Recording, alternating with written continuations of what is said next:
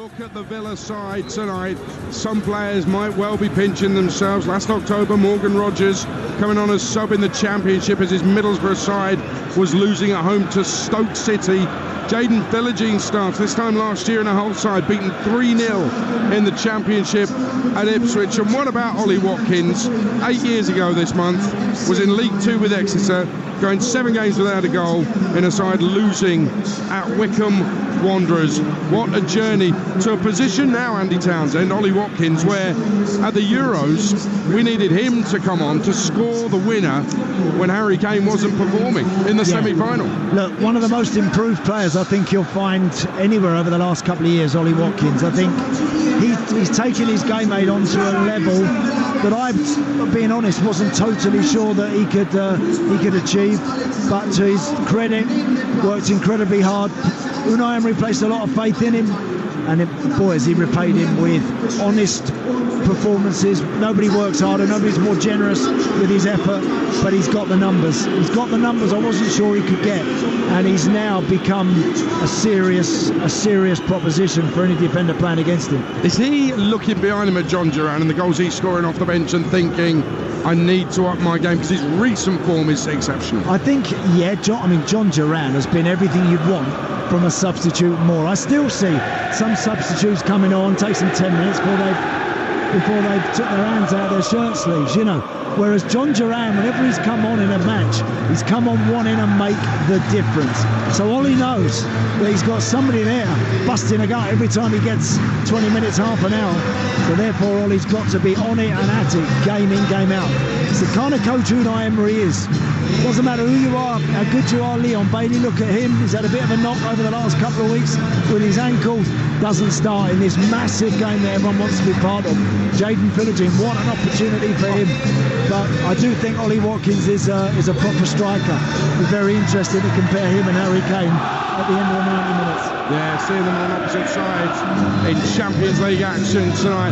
Just soak up some of this atmosphere at Villa Park. They've got the pyro show over the far side, flames flying into the air, light show as the floodlights flicker on and off. And we're left in darkness, then brightness, then darkness again.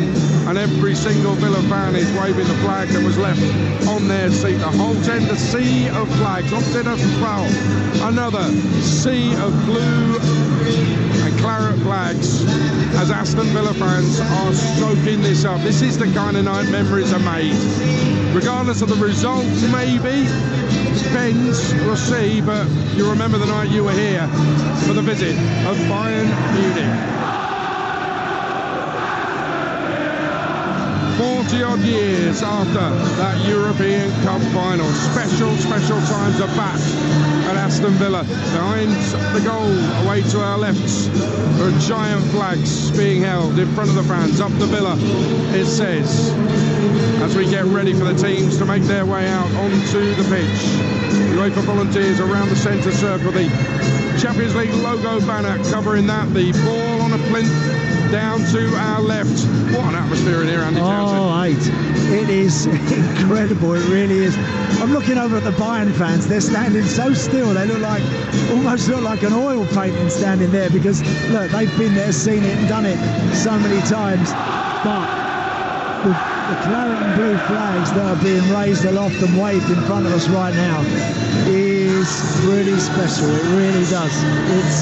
It's lovely. Really, really good to see, and I just really got my fingers crossed that the players can produce something a bit useful tonight.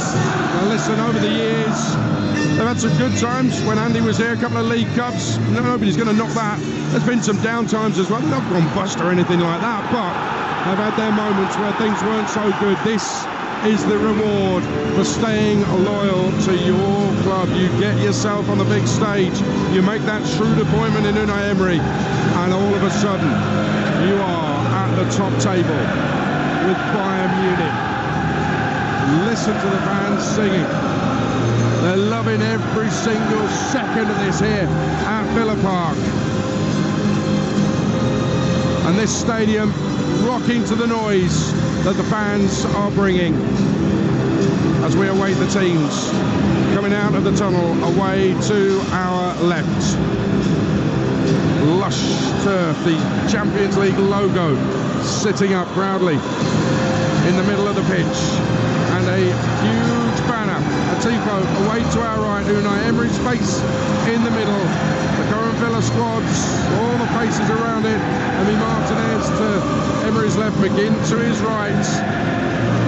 All our heroes are villains, says the banner under the tifo. Fireworks fly up into the sky, you can hear the noise of the rockets as the mobile phone lights are on, and Villa fans have set the scene. It's perfection, isn't it? Oh, it's wonderful. It really is. It really is very, very special. I think I heard you talking earlier, Aid, about when the draw was made for all of these matches in the Champions League, that this one, for a number of reasons, for so many different reasons, appealed to so many. It really did. It is the standout tie, in my opinion. You can make a case for loads of them, to be honest with you. There's so many ties. Yeah. But for me, for history, for all this brings, the players involved, the managers involved, this is the tie. And this is the moment as the teams make their way out of the tunnel. As the noise erupts again, the city of Birmingham comes alive tonight. A great city with a rich history.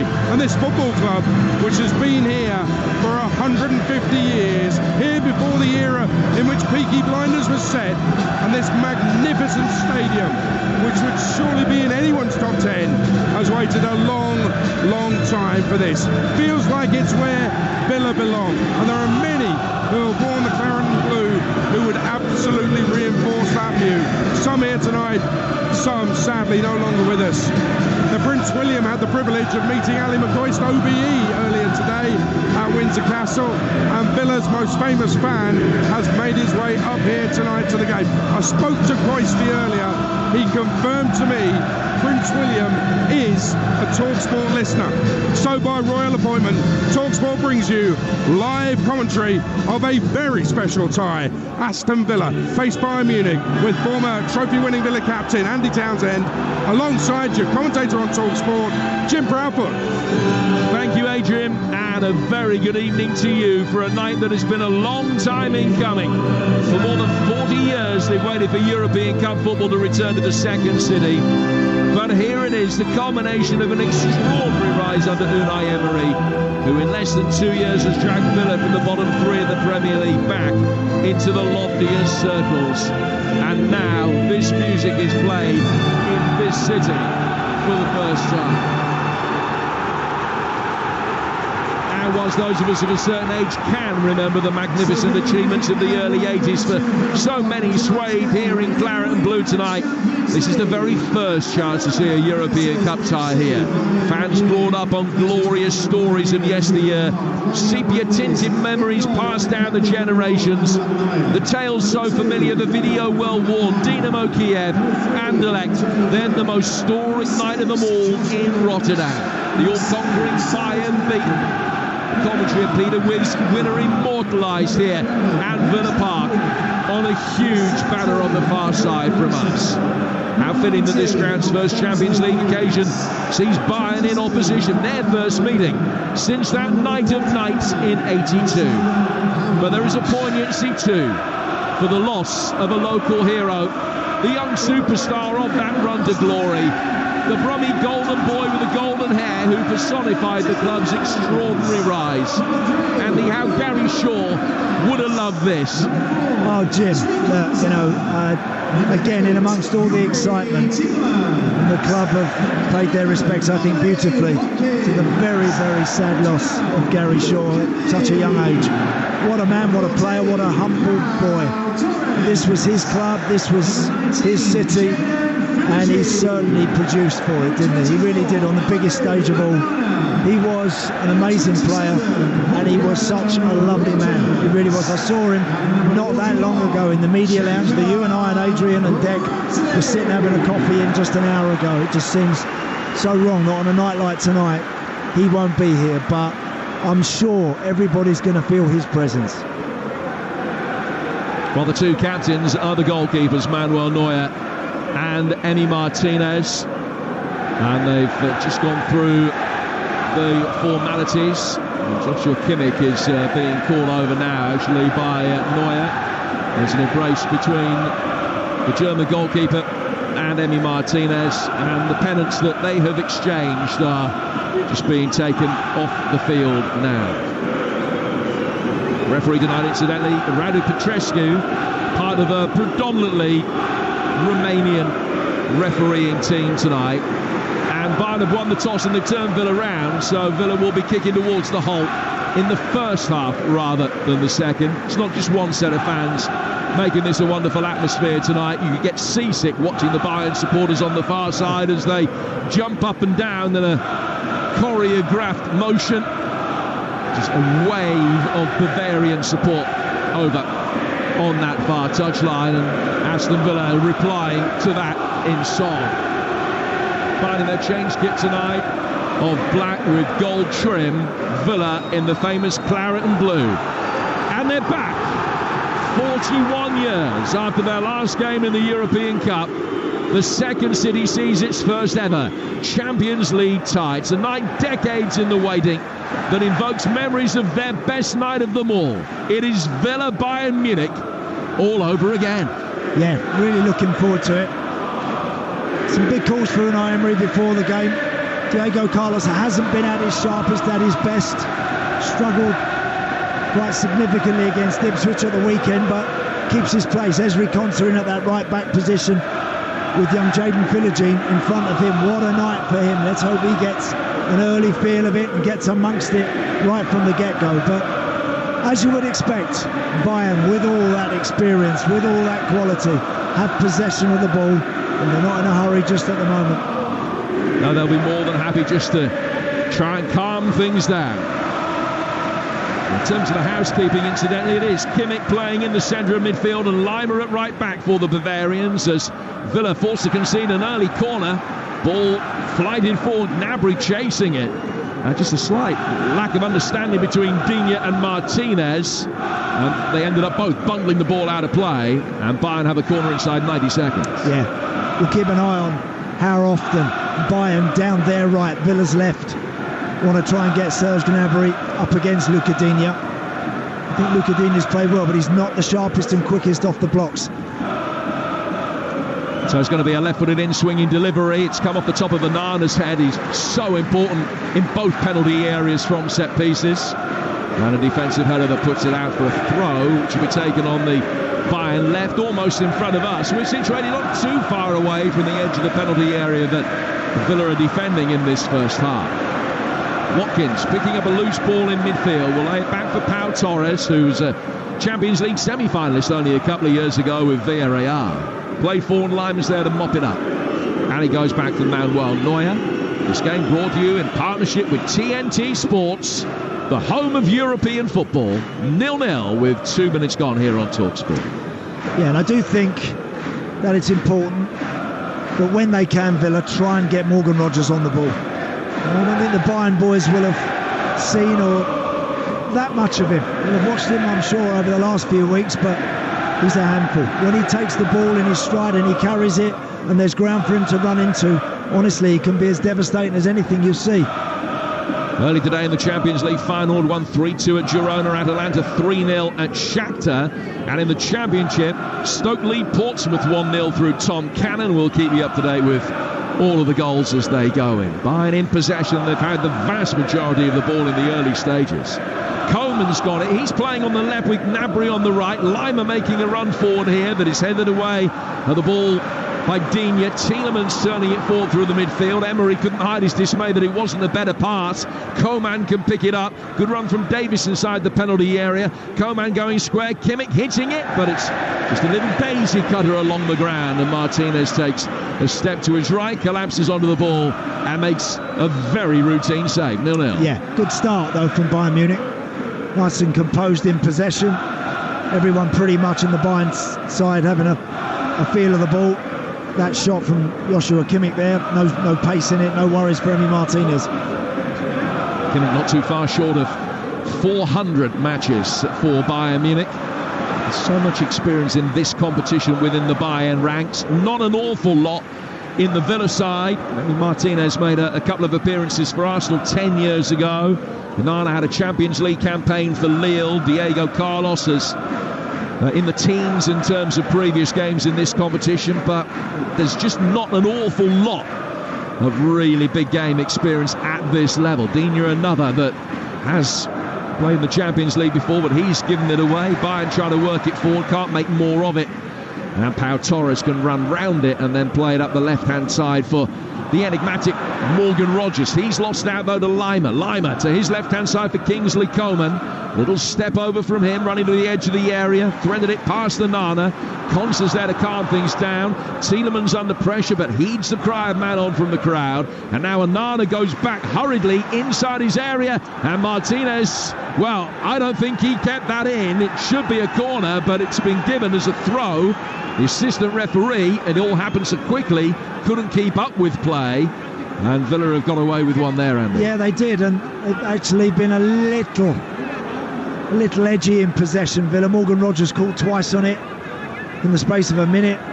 Amadou Onana there also just taking one too many on and knocks it back to the goalie. And I agree with you, Jim, he's lucky to get away with that. So here's Davis for Bayern Munich. Pavlovic.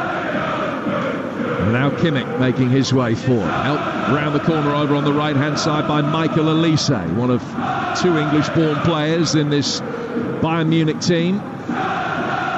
Got another on the bench in the form of Eric Dyer. Another qualified for England in Musiala. The German international, one of those players left out today. Kimmich fighting it in. Kane! What a save! Martinez got a left foot to it. Wouldn't have counted anyway. Harry Kane's first touch of the night. Great ball in. Kane stole a march on the centre-halves, but went just too early.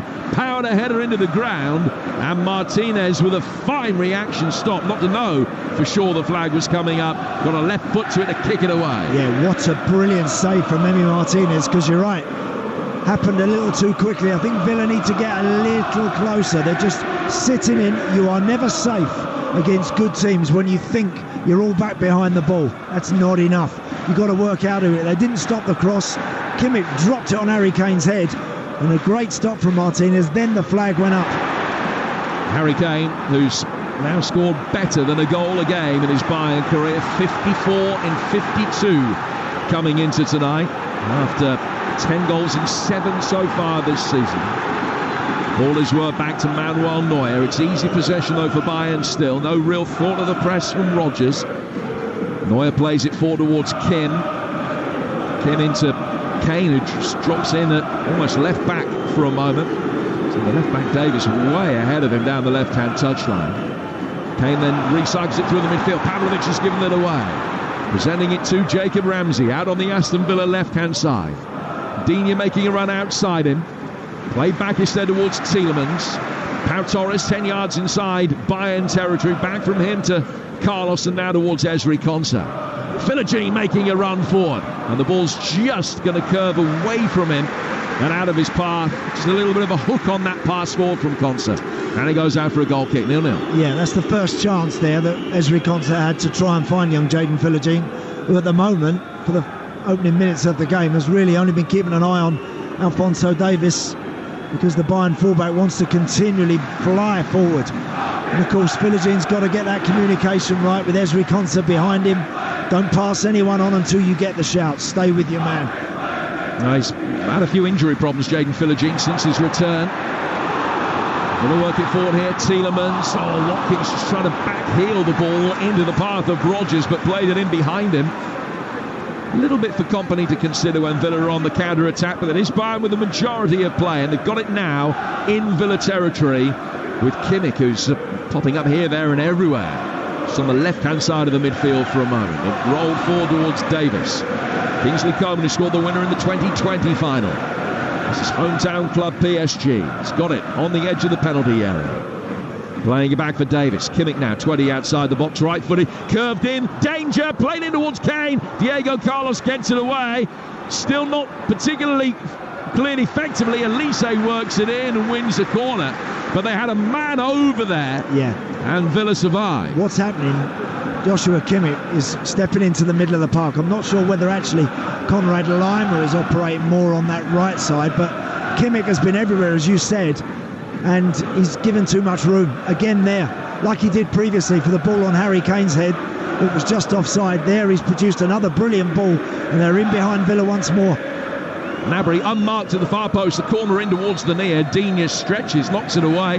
The referee, though, says it won't be a third corner, but it's going to be a free kick instead to Villa. He saw some pushing and shoving going on as the two teams are addressing the ball there. Yeah, 10 minutes were just approaching, Jim, and as of yet, Villa haven't quite settled. Bayern, maybe, you know, it's not the biggest shock. Maybe that's expected. But they have got on the ball and they have looked the more menacing and the more threatening. That's such a good start to the campaign, Bayern. Just the 9-2 win against Dinamo Zagreb on match day 1, whilst Villa found their feet in this competition by beating Young Boys 3-0. So these two sides hoping to join the likes of Dortmund and Bayer Leverkusen, and also the French side Brest, who've all taken 6 points from their first 2 games in the competition. Arsenal, Man City, Inter, Sporting and Sparta Prague all on 4 after yesterday's games. That's from 2 games, those sides. All the teams playing tonight playing their second matches in the competition, of course, and the common thought seems to be that 16 points is going to give you an outstanding chance of making it into the top 8 out of the 36 teams in this group, but you're probably going to need 9, maybe 10 to make it through to the playoff round.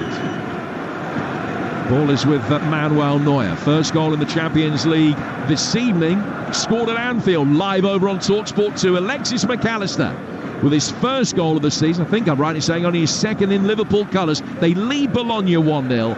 And commentary is over on Talksport 2 right now. If you've got the Talksport app, it's easy. Just swipe left and swipe right. And that will keep you abreast of all of the salient points of both games. Liverpool 1, Bologna 0 live on 2. We're 11 minutes into this one. It's still 0-0 with Kim in possession. Played forward towards Elise. Elise just given a little shove by Andre Onana. And once the ball had gone back to Kim, Elise's got it again. Left-footed, he's hit a curious crossfield ball that is going to be kept in by Lima over on that far touchline. It certainly wasn't what Elise intended. No, he got away with that one. He tried to ping it right out over the top of perhaps Luca Digne. Shanked it a bit, but Bayern still retain possession. Now they can bring it forward again with Elise. Better touch from him this time, but not such a good one from Coman. And Villa mop up and get it back. Konsa goes back to Martinez. No thought there of trying to play out. He's just driven it long. It's an awkward bounce for Kim, who misjudged it under pressure from Watkins. But it's mopped up by Upamecano, who will go back to his goalkeeper Neuer. And then getting a return ball, plays it out towards Pavlovic, and Bayern can easily play out from the back again. Yeah. Villa are afraid to press. They don't want to go and squeeze the ball. Again, not unwise in the early moments of this game, but what they must do is squeeze when Bayern have good possession as they get close to the goal. Coman on the left-hand side of the penalty area here for Bayern Munich. Rolled into the feet of Pavlovic, then Davis. A little layoff misses Kimmich. Villa drop back and win it back, and now Watkins. Neuer is way outside his penalty area. He's 30 yards outside his penalty area. When he mopped that up, the sweeper keeper, the crowd urging Digne to shoot, who was beyond Charlie Adam territory. I tell you, yeah, I think even Bex might have struggled with that one. It was about 75 yards away he was there, Luca Digne. But you're right, Jim, Manuel Neuer didn't just come outside the box, he was almost in the D, in the centre circle. And in fairness, he had to be, because it was such a good ball forward and good run from Watkins. Now, the ball will be chased by Philogene inside the Bayern penalty area, but they've been able to mop up that one easily enough and get it forward with Lima. Digne winning it back, got caught in the process by Elise, and it's a free kick which Villa will take on halfway over on the far touchline. The counter-attack is on for Villa. Well, it will be, because Bayern if you want to dominate the ball and you want to play in Villa's territory as they do, then there's always the chance of turning the ball over, Jim, and getting at that back four on the halfway line. Yuri Tielemans has got it now. Played out towards the left touchline for Ramsey. Lovely little nutmeg from him to get it back to Yuri Tielemans again. Now Onana is playing the way that he's facing into the feet of Tielemans. Spun round the corner by Watkins. Little deflection. Philogene keeps that one in. He'll lay it back for Konsa. Konsa to Diego Carlos. And to his left-hand side for Pau Torres. And out for Digne again. who's played against Bayern in the Champions League before, some 12 seasons ago. And he's got the ball at his feet now. And he'll race forward down the left-hand side. Battle of pace between him and Konrad Laimer. Won by the Austrian playing at right back for Bayern. His clearance to halfway. Villa mop up and bring it forward again. Tielemans, good run to his right from Ramsey, to his left from Digne, goes to the Frenchman, high ball swung in, Watkins coming in at the far post, heads it into the hold end. Better from Villa, but still 0-0. That's better. That's the first bit of considered possession, really, quarter of an hour into the game that Villa have had. Luca Digne standing the cross up, it's looped and it's just gives Kim, the big centre-half, a chance to maybe just back into Ollie Watkins and disturb him enough so as he can't keep that header down under the crossbar. But that was better play. This is a Bayern Munich side who've scored 30 goals this season in their 7 games under Vincent Kompany. Unsurprisingly, they've won most of them. 6 out of 7, the only failure coming at the weekend, a 1-1 draw with Bayer Leverkusen. But it's been a wonderful start to life in the Bundesliga and the Champions League for the former Burnley boss. And his side will bring it forward again now down the right-hand side of the penalty area with Serge Gnabry. Now Torres can block the cross.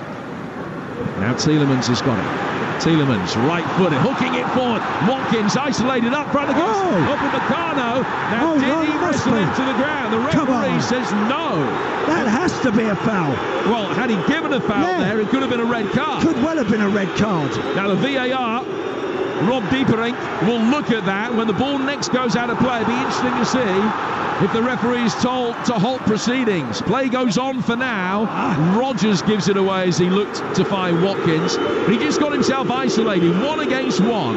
Upamecano appeared to wrestle him to the ground. Now it was still 20 yards outside the penalty area, but there was no other covering defender. Nobody in sight, Jim. And Ollie Watkins had got his body in to protect the ball. He'd put his body between the ball and Upamecano, and the big centre-half was so intent on getting tight and trying to win it, he appeared to knock him to the floor. He really did. Huge roar went up, as you can imagine, from everybody inside Villa Park. The referee didn't seem like he was having anything to do with it at all. And still, the ball hasn't gone out of play. Well, there's a statute of limitations necessarily, but the VAR clearly hasn't looked at the incident and decided it is a Stonewall sending off offence. Yeah. Took a risk though, the centre-half there, and you're right, Jim. Not much. When Villa are able to just stitch a couple of passes together, play through the Bayern press and then knock it forward, Ollie Watkins invariably will be one-on-one with either Upamecano or maybe Josh Kimmich, whoever else is back there. 70-30 the possession in Bayern's favour at the moment. They've got it with Laimer, and he's won another corner, which is Bayern's 3rd. This is the first time the ball's gone out of play since that incident, and we're seeing a replay of it now. It was in towards Watkins. You described it perfectly. Hey, I mean, Jim, watch his legs, Upamecano, his feet. He clips Ollie Watkins' legs. He takes his legs away from him. That is a foul and a red card, I'm telling you, that is. How they've not given that. I mean, they've bottled that as far as I'm concerned. That should be given. Yeah, that appeared to be the definition of a denial of an obvious goal-scoring opportunity, because if he gets past in there, he's through on goal. In comes the corner, headed away by Watkins. Only as far as Coman, who's shanked his effort into the Villa fans, away to our left-hand side in the North Stand here at Villa Park. A moment of controversy, 16 minutes in. Villa 0, Bayern Munich 0. Yeah, better the last 6 or 7 minutes from Aston Villa, much better. They've had more of the ball, playing with a little bit more confidence, a little bit higher up the park. Prince William here, and watching, we knew that he was coming today. He appeared, and I stand to be correct, he was at Dennis Mortimer. He was sat next to watching the game. Yeah. Who's the captain of the side that won in 1982. Prince William wasn't alive when Villa won the European Cup, but he was within about 3 weeks he was born. I don't know whether that is what made him a Villa fan, but Villa were European champions when His Royal Highness was born. Bayern Munich bringing it forward here. still 0-0. Liverpool leading by a goal to nil through Alexis McAllister at home on Talksport 2 to Bologna, who come here in 3 weeks' time, and we'll be bringing you that game and then live on Talksport as well. Sorry, Jim. Then the referee just gives a free kick to Bayern for the merest of contact. 5 minutes after that big call where he didn't seem interested in the fact that Upamecano looked like to us that he'd knocked Ollie Watkins to the floor when they were one-on-one. I can understand potentially the VAR looking at the upper body part of that contact and maybe the wrestling and saying that he didn't feel that it was a clear and obvious error not to give a red card for the challenge. But when you see the feet and the fact that Upamecano's effectively hooked Watkins' foot to knock him over, I don't understand how the VAR has missed that. No, I don't. I'm with you. But he did, and it remains 0-0. Would have remained 0-0 anyway, but Bayern would have been down to 10 men. Benfica leading Atletico Madrid by a goal to nil. Jacob Ramsey's got a little bit of a problem on the left side. He's playing left of 4 for Villa. He's holding his groin a little bit. He just reached and stretched to try and intercept a square ball across that Bayern midfield. And he's holding his groin and he's not comfortable at the moment. A player who has had more than his fair share of injuries. Jacob Ramsey, mentioned earlier, as a local lad from just down the road from here, Great Barn, next junction up the motorway. He will have been thrilled at what he's been a part of in Villa's rise. Now Upamecano, surely he's wrestled Watkins to the ground that time. He's going to get a yellow card. Now the difference that time was that there was a covering defender. Kimmich and Kim would have got back, but Upamecano cannot deal with Watkins' pace on the turn, and he just wrestled him to the ground. There's less contact there, I'm telling you, than there was on the previous one. The reason why the ref gives him a yellow for that, it's easier. It's easier because, yes, there was a covering man. Went straight to the pocket there, quite rightly, and gave Upamecano a yellow card. I'm just seeing a rerun again of the one before that. And I'm sorry, the big centre-half is getting too tight on Ollie Watkins, and he's spinning him, he's turning him, and he's clattering into the Villa striker. And I think he's an extremely lucky player to still be on the field. I really do. Well, he was sent off twice in the space of 4 days back in February. And we feel he should have been sent off tonight as well. We're just shy of the midway stage of the first half here on Talksport. Villa 0, Bayern Munich 0. Free kick to Villa inside the centre circle. Clipped long by Tielemans. And just rolls away from Ramsey. Back in from Digne. High up and under from him. Philogene is in there trying to attack it on the edge of the penalty area. Gets it down. Poke towards goal. And put in. Aston Villa lead through Pau Torres. It is their biggest night here at Villa Park in Europe for more than 40 years. They lead the 6-time European champions by a goal to nil from the most unlikely source. Aston Villa 1, Bayern Munich 0. A goal 4 decades in the waiting. And Pau Torres runs away to claim it. Brilliant. It was a straightforward free kick on the halfway line. Yuri Tielemans clips it in behind. Ramsey does well to keep it and drops it back to Luca Digne. And he clips it, hangs it towards the 6-yard box. Bayern are standing watching. Nobody goes to attack the ball. It drops for Pau Torres, who takes one touch to settle it and toe pokes it into the far corner from 3 yards out. What a brilliant moment for Villa. Harry Kane back on the line, and it went past his right foot and inside the far post. But is there a check? The goal is being checked. Oh, here we go.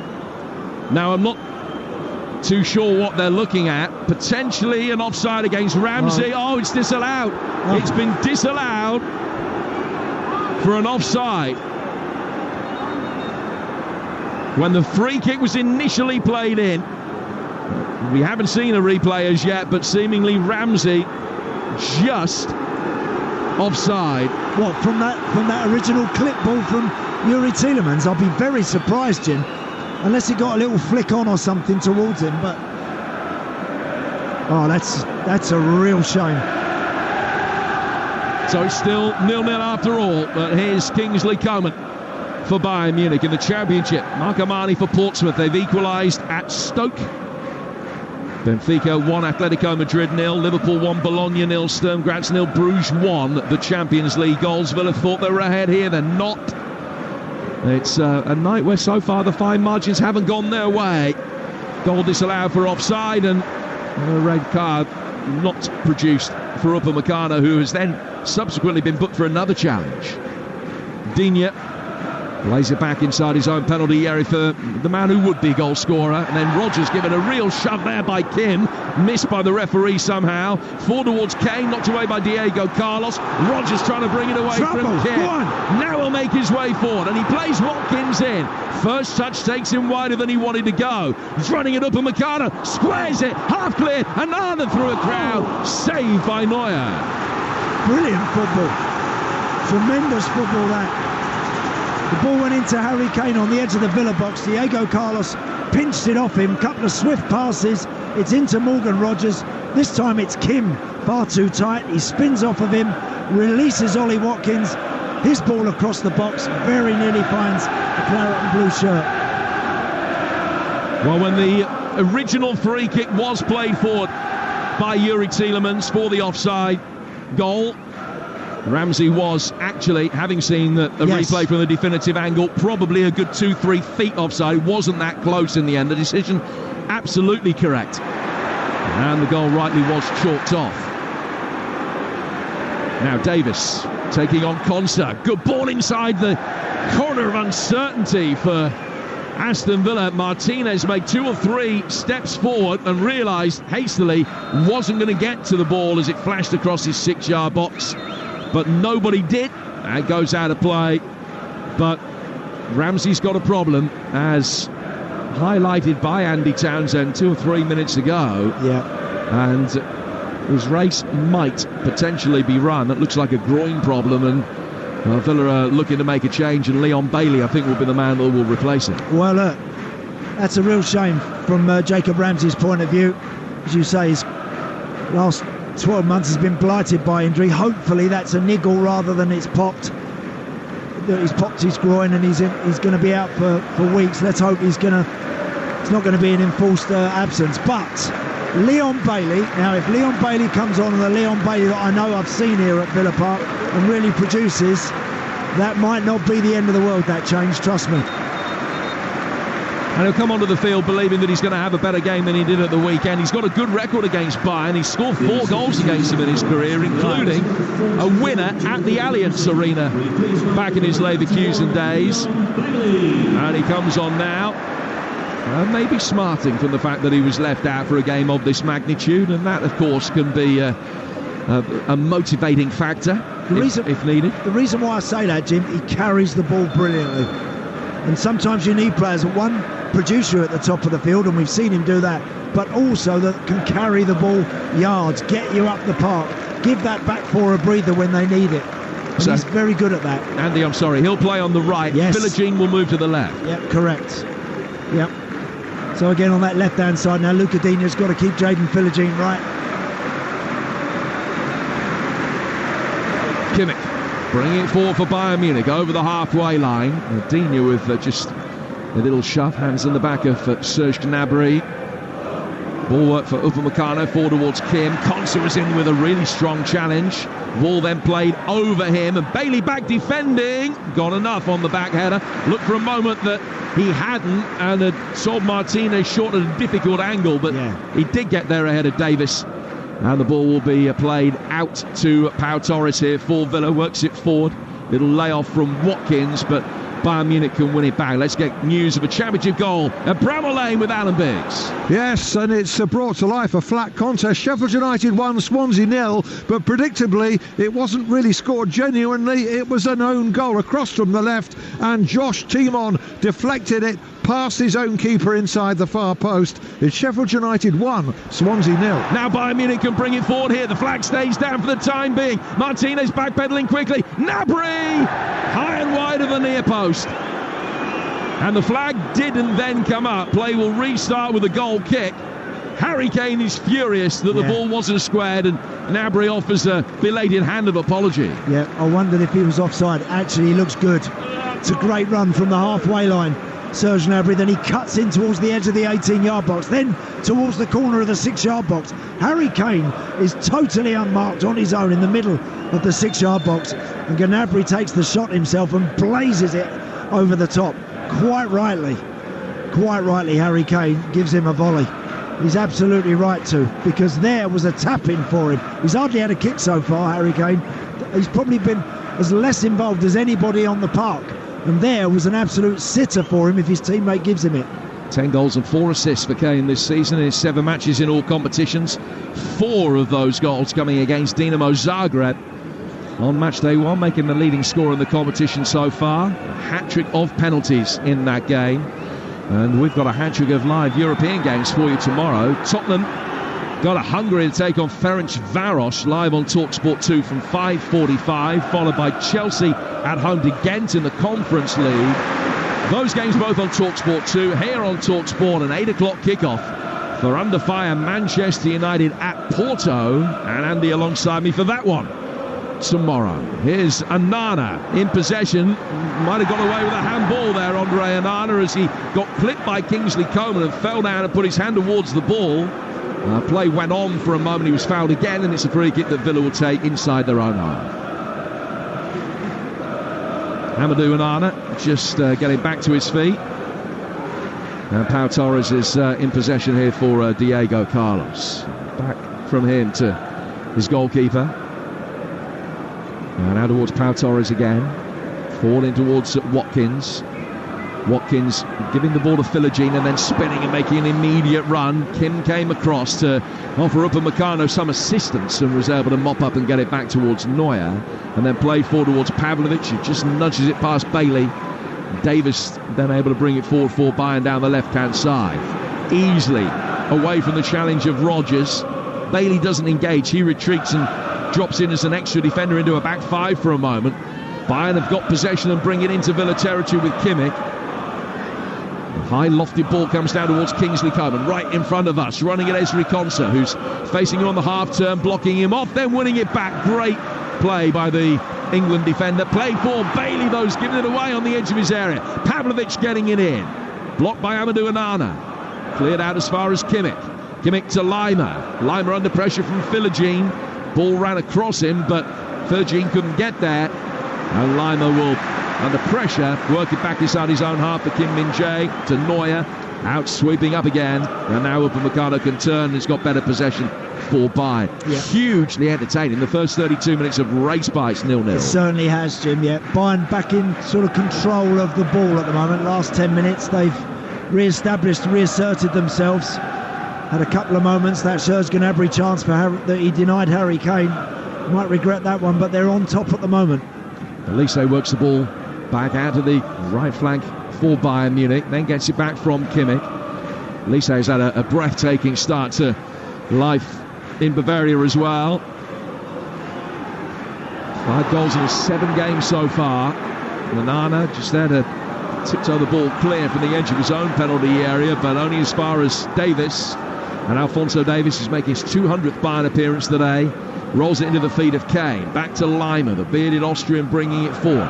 Flicked out towards the right-hand side for Elise. A quick little touch inside and work it onto his left foot to try and fire a ball in. Villa doubled up on him, blocked the cross very effectively. He's worked hard, Jayden Philogene. He's just doing his job. He's not had the ball at his feet yet where he can really take Lima or Kimmich, anybody on in that now wide left position for Villa.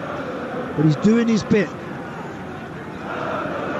Coman's got it on the edge of the penalty area. In towards Kane. Kane playing it in, took a touch, hits Davis. Now the offside flag belatedly comes up against Alphonso Davies. You're listening to Aston Villa against Bayern Munich in the Champions League. It's live on Talksport with Enterprise Rent-A-Car. Whatever the mission, home or away, Enterprise helps over 120,000 people every day. Half-time in the Championship at Deepdale. John Dunn.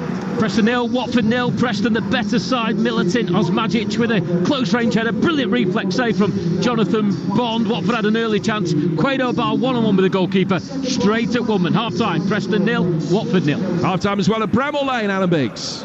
1, Swansea 0. Josh Tymon's own goal just before the break. Lawrence Vigouroux, the busier goalkeeper, but generally it's been pretty flat. Sheffield United 1, Swansea 0. It's been the complete antithesis of pretty flat here at Villa Park. 0-0 the score though. The ball cleared by Upamecano.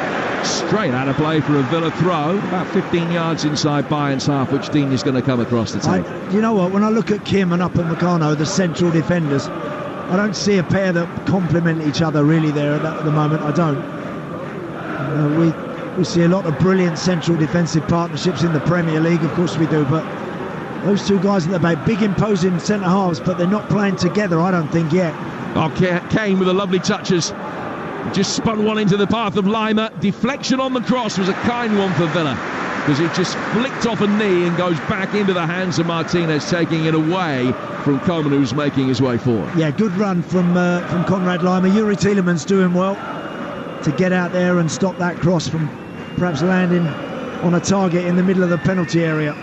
Ball just harmlessly rolls, as you say, Jim, into Emi Martinez's hands, but it's been a really interesting first 35 minutes. I thought Bayern settled better, started well, moved the ball nicely.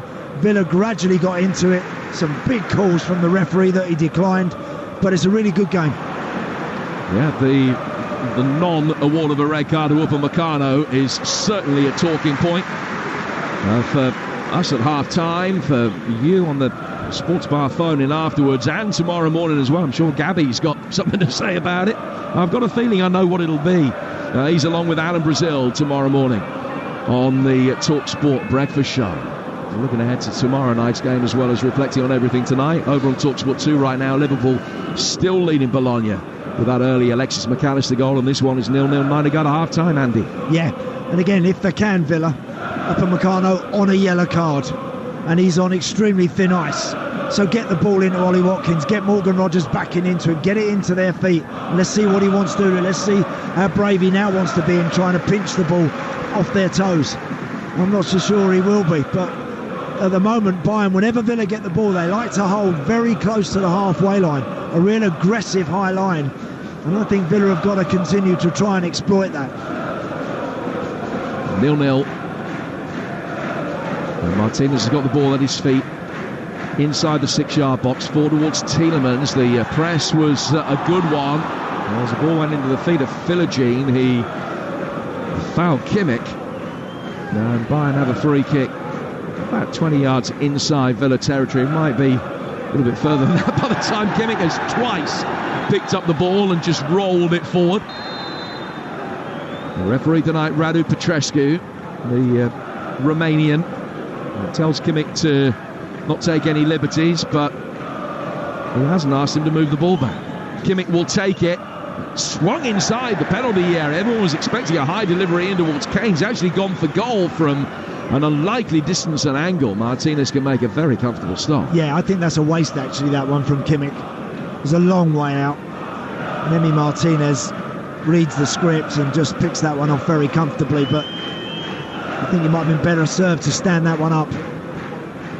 Martinez gets it forward, with Upamecano mopping up at the back. This is the last of the first European Cup tie here at Villa Park since the 2nd of March 1983, when Villa conceded a first-minute goal to Paolo Rossi. Wow. Sid Cowan's equalised, and Boniek scored the winner. The Juventus side also included Zoff, Gentile, Bettiger, Tardelli and Platini. That's not a bad team. Not bad at all, is it, eh? Here's Coman making his way forward. Juventus won that 2-1 and won the home leg as well. Coman playing it inside the penalty area. Elise with a shot that he snatched at, was going wide. Villa punt it clear as far as Kimmich. Kimmich goes back for Kim. And now over on the right-hand side of the Bayern Munich attack, Elise can get the ball back at his feet again. Lima back out to Elise again. Good movement from Pavlovic towards the edge of the penalty area. Lima actually intercepted a pass that was probably intended for the dark-haired German international midfielder, one of the newest caps for his country. Here's Elise from distance. And if Martinez has got a hand to it, it's a super save. I think he was probably dipping just under the bar, but he's thrown himself up in the air, the World Cup winner, and just got fingers to it to help it on his way over the bar. That's brilliant from Michael Elise. That really is, because he's on his left foot. He's about 25 yards out. He just drops the shoulder, skips past Yuri Tielemans, and then goes for the top corner with his left foot off of Bayern's right-hand side.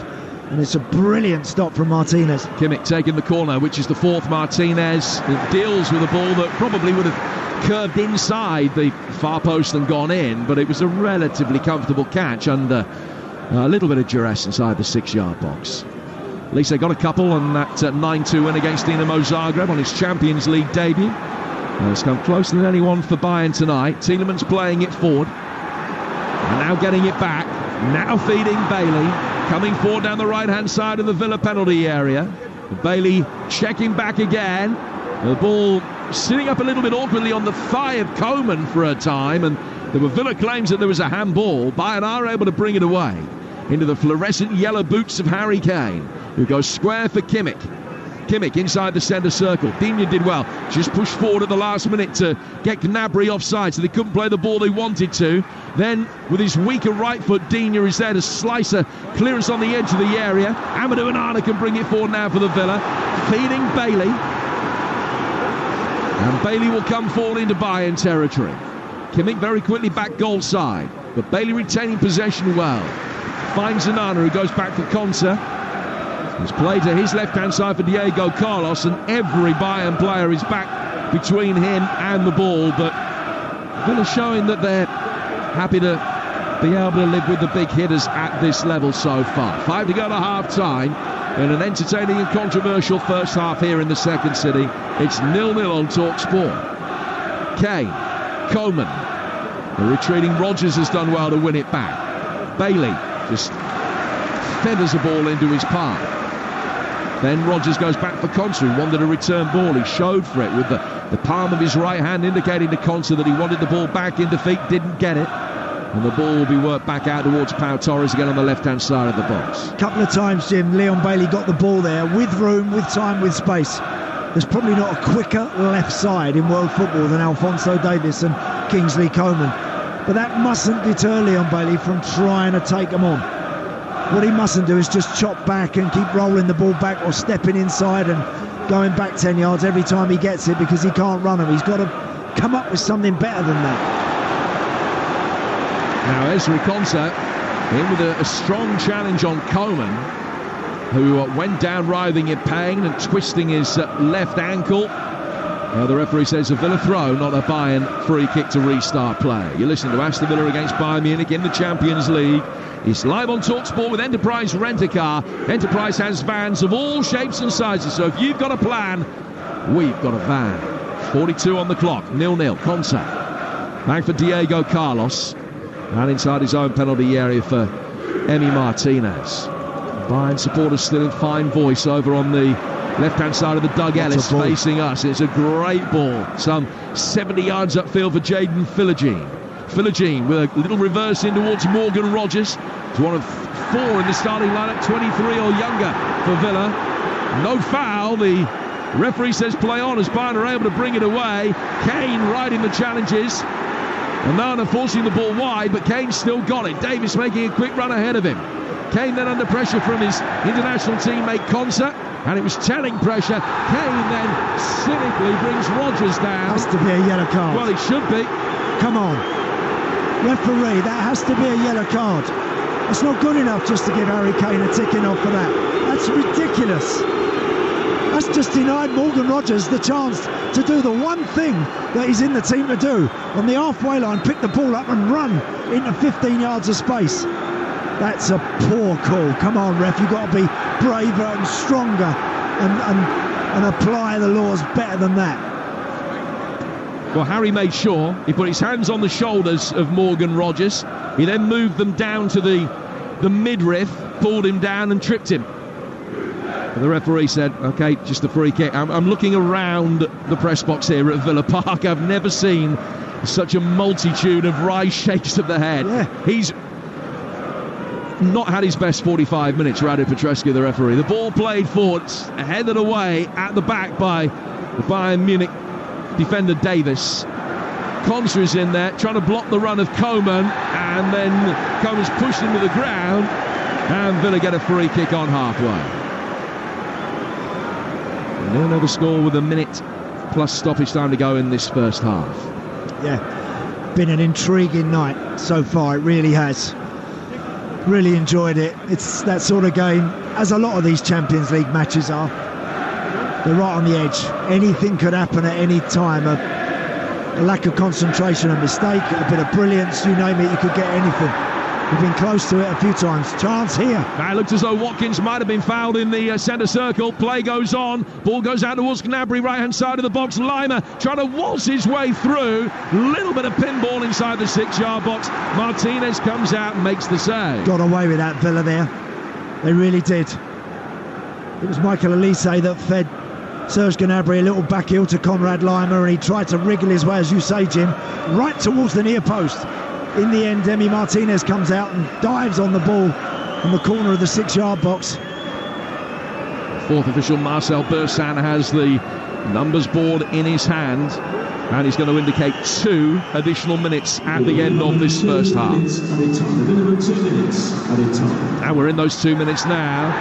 Kim climbing over the top of Philogene, heads the ball away. He's hurt himself, and the referee is worried that it could potentially be a damaging fall, and maybe he's banged his head on the way down. He stopped play immediately. He's gone straight over the top there, I think, of Philogene.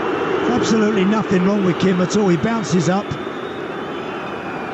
I mean, he just literally takes a ride on the young lad's back, then hits the floor, gets the free kick. One of the other sides who are coming here in the Champions League, Juventus, a trail at RB Leipzig by a goal to 0. Coming up to half-time.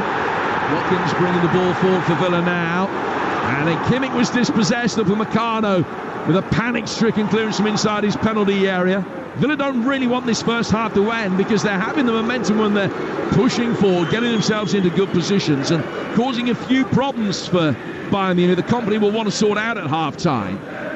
Villa will be looking to try and break the deadlock before he's in a position to do that. Hasn't got an awful lot of defensive cover on the bench. He's only got Dyer and Guerrero. They're the only fit defenders that he can call upon if he wants to change things around at the back.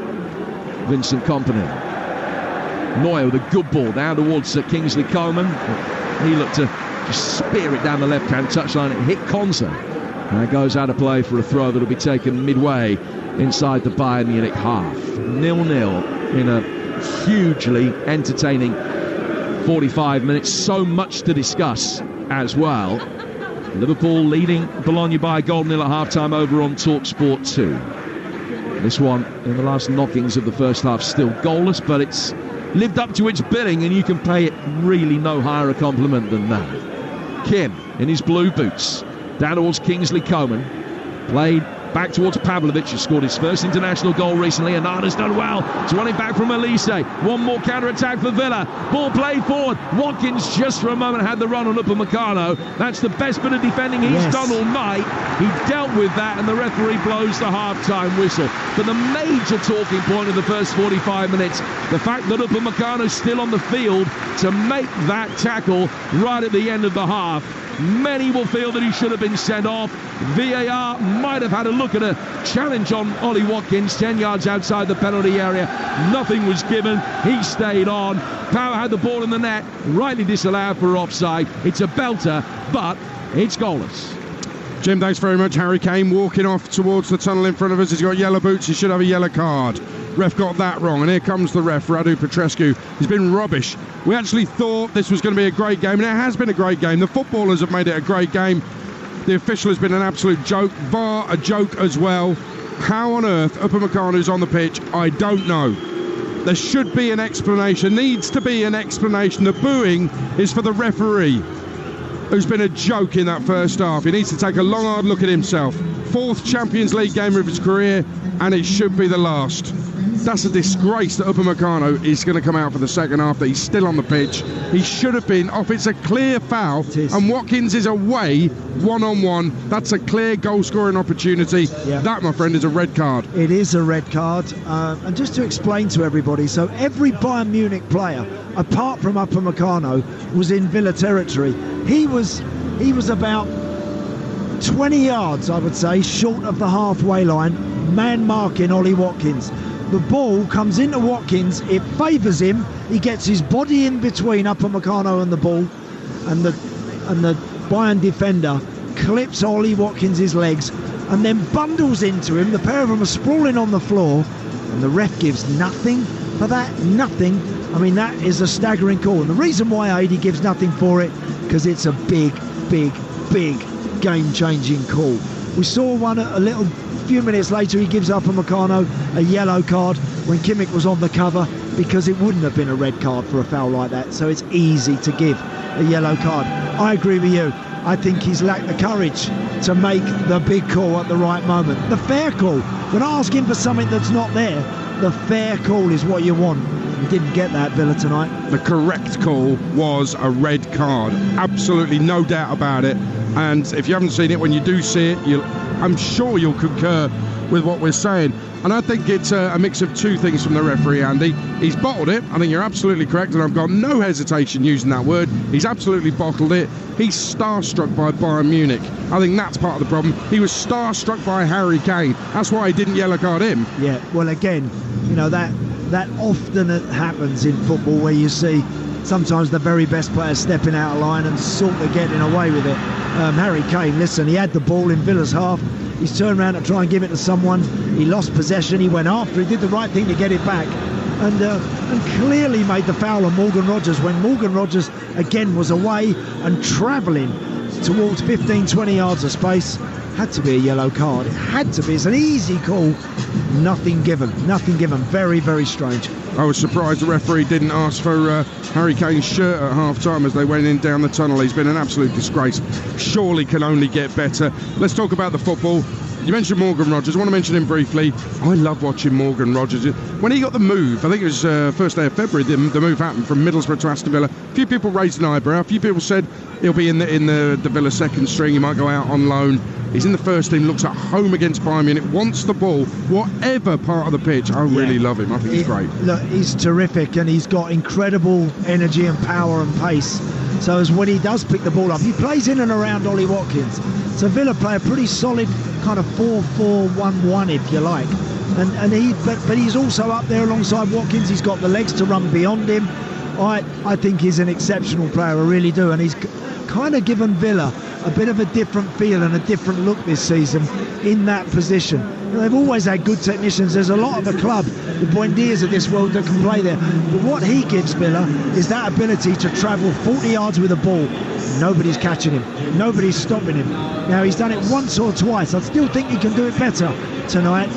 That would have been a perfect opportunity, that Harry Kane incident we're talking about. And unfortunately, he didn't get the luck of the draw there. But he's a very useful player, Ed.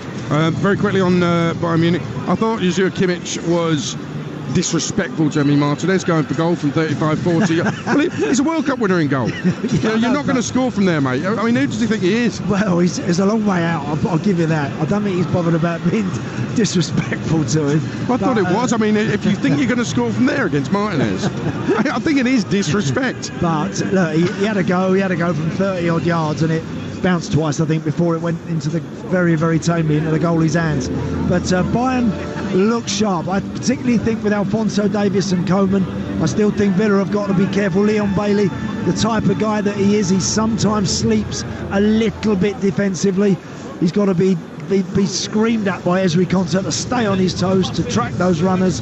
But in the main, after that first 10 minutes, I think Villa have given as good as they got. If the ref could be subbed at half-time, that'd be great. That'd be nice, I agree. It should be 11 against 10. It is going to be 11 against 11. It's 0-0. Half-time, second half coming up. What an atmosphere at Villa Park. Fans have been brilliant. Live on Talksport tonight.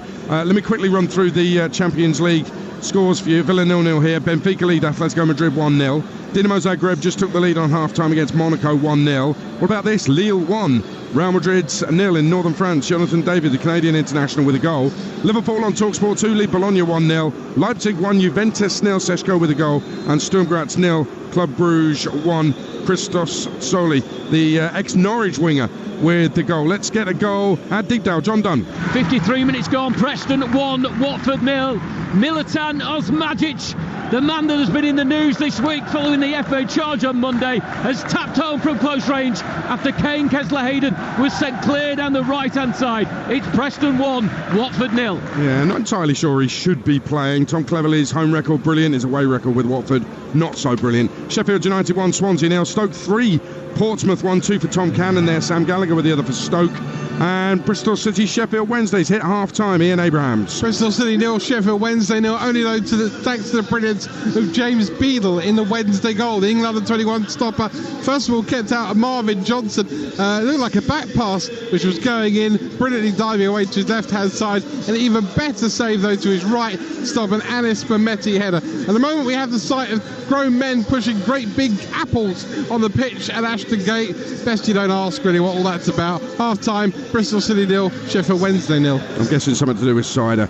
Stoke 4, Portsmouth 1. This is the time when Stoke fans get excited about a new manager again. They know what's coming though. Stoke 4, Portsmouth 1. Tom Cannon completes his hat-trick. That means he gets the match ball. Cannon and ball. Here, Almere all week. Here at Villa Park. It's been brilliant. The night has been exceptional and memorable, sometimes for the wrong reasons, but it's Aston Villa 0, Bayern Munich 0. This game brought to you in partnership with TNT Sports, the home of European football. Kick off on Talksport with Ladbrokes. Supercharge your odds with our Odds Boost button. Selected markets applies to first £50 of stake. Terms apply. 18+. Gambleaware.org. In the perfect holiday spot can be a challenge, especially when you want to keep everyone happy. Well, Qatar could just be the answer. It's a blend of modern luxury and deep cultural roots, home to some incredible stadiums which have seen some iconic sporting moments, and all set in the heart of the Middle East. For the adventure seekers, you're covered. Think dune bashing in the desert, sandboarding and skydiving over the Arabian Gulf. It's the kind of adrenaline hit that'll leave you wanting more. But if you're looking to unwind, Qatar's coastline is something special. Clear waters, golden sands, it's the perfect place to slow down and relax. And with a warm, dry climate year-round, there's always a great time to visit. It's one of the most welcoming countries you'll find, whether it's adventure or relaxation. Experience it all in Qatar. Plan your next trip at visitqatar.com. The team sheets are out and the fans appear to be playing the free Coral Rewards Shaker. We've got the Glory Hunters hunting for rewards. Oh, they've won 50 free Coral coins. And here comes the full kit. Fanatics, they're shaking too, and they've got themselves a free bet. Play our free Coral Rewards Shaker to win guaranteed daily rewards and offers this football season. Coral, we're here for it. 18+, UK only. Max 1 reward per player per day. Restrictions and T's and C's apply. Take time to think. Oh, Aunt Mabel's train's been cancelled. I'll go and get her. Rob, don't be silly, it's miles away. And last time she called you Ron. She's not exactly your biggest fan. It's okay. She won't mind the long route back, right? I'll show her the sights. He's still got his pyjamas on. Be the master of fun in the new all-electric Mini Cooper. Iconic go-kart feels, standout design, and now with 1 year free car insurance. Book your 24-hour test drive today. Insurance offer valid on electric Mini Coopers ordered by 2nd of January 2025. T's and C's exclusions and eligibility apply. Test drive subject to states and availability. The Big Wicks event is now on. From tiles to flooring, doors, kitchens, bathrooms and more. We have everything you need to help you start your next home improvement project. Shop The Big Wicks event in store and online now. There are all sorts of fans who make racing what it is. The armchair expert who knows it all, right down to what the horse had for breakfast. The country gents head to toe in tweed, and the ladies with their extravagant hats. The banana-suited stag-do lads, and the nan who just backed the horse because it has a funny name. Whatever kind of racing fan you are, don't miss the Coral Daily Download every morning from 6 on the Superstar Breakfast on Talksport with Coral. We're here for it. 18+, begambleaware.org. Champions League live on Talksport with Enterprise Rent-A-Car. Rent from the best lineup in the UK. Enterprise has 450 branches with all the vehicles your business needs. The passion, the pain, and the poetry of the beautiful game. Overhead kick, brilliant goal! The Champions League live on Talksport. Live at Villa Park, where it's still half-time, waiting for the teams to come out for the second half. It's goalless, so let's get the half-time odds with Ladbrokes. Odds update on Talksport with Ladbrokes. Get money back as a free bet up to £10 if one leg of your Football 5 Plus acca lets you down. Pre-match straight line accas only. Odds are 3-1 or greater. 18 plus gambleaware.org. Aston Villa are 17-4 to win. Bayern are 11-10 on. So the draw is 15-8. Let me run through that again. Villa at 0-0, 17-4 to win. Bayern are 11-10 on. The draw is 15-8. Ollie Watkins to score first was 9-1. It's been price boosted to 10-1. Harry Kane to be first goal scorer was 3-1. That's now 4-1. On Talksport 2, it's Liverpool 1, Bologna 0. Alexis McAllister with a goal. Liverpool are 12-1 on to win. Draw 10-1. Bologna to win are 33-1. That's the latest odds with Ladbrokes. 18 plus gambleaware.org. Odds update on Talksport with Ladbrokes. Supercharge your odds with our Odds Boost button. Selected markets applies to first £50 of stake. Terms apply. 18 plus gambleaware.org. It's now Stoke City 6, Portsmouth 1. Pompey, champions of League One last season, yet to win in the Championship this season, and 6-1 down at Stoke. Tom Cannon's got 4 of them. I won't do the Cannon and Ball. Rock on, again. Tommy.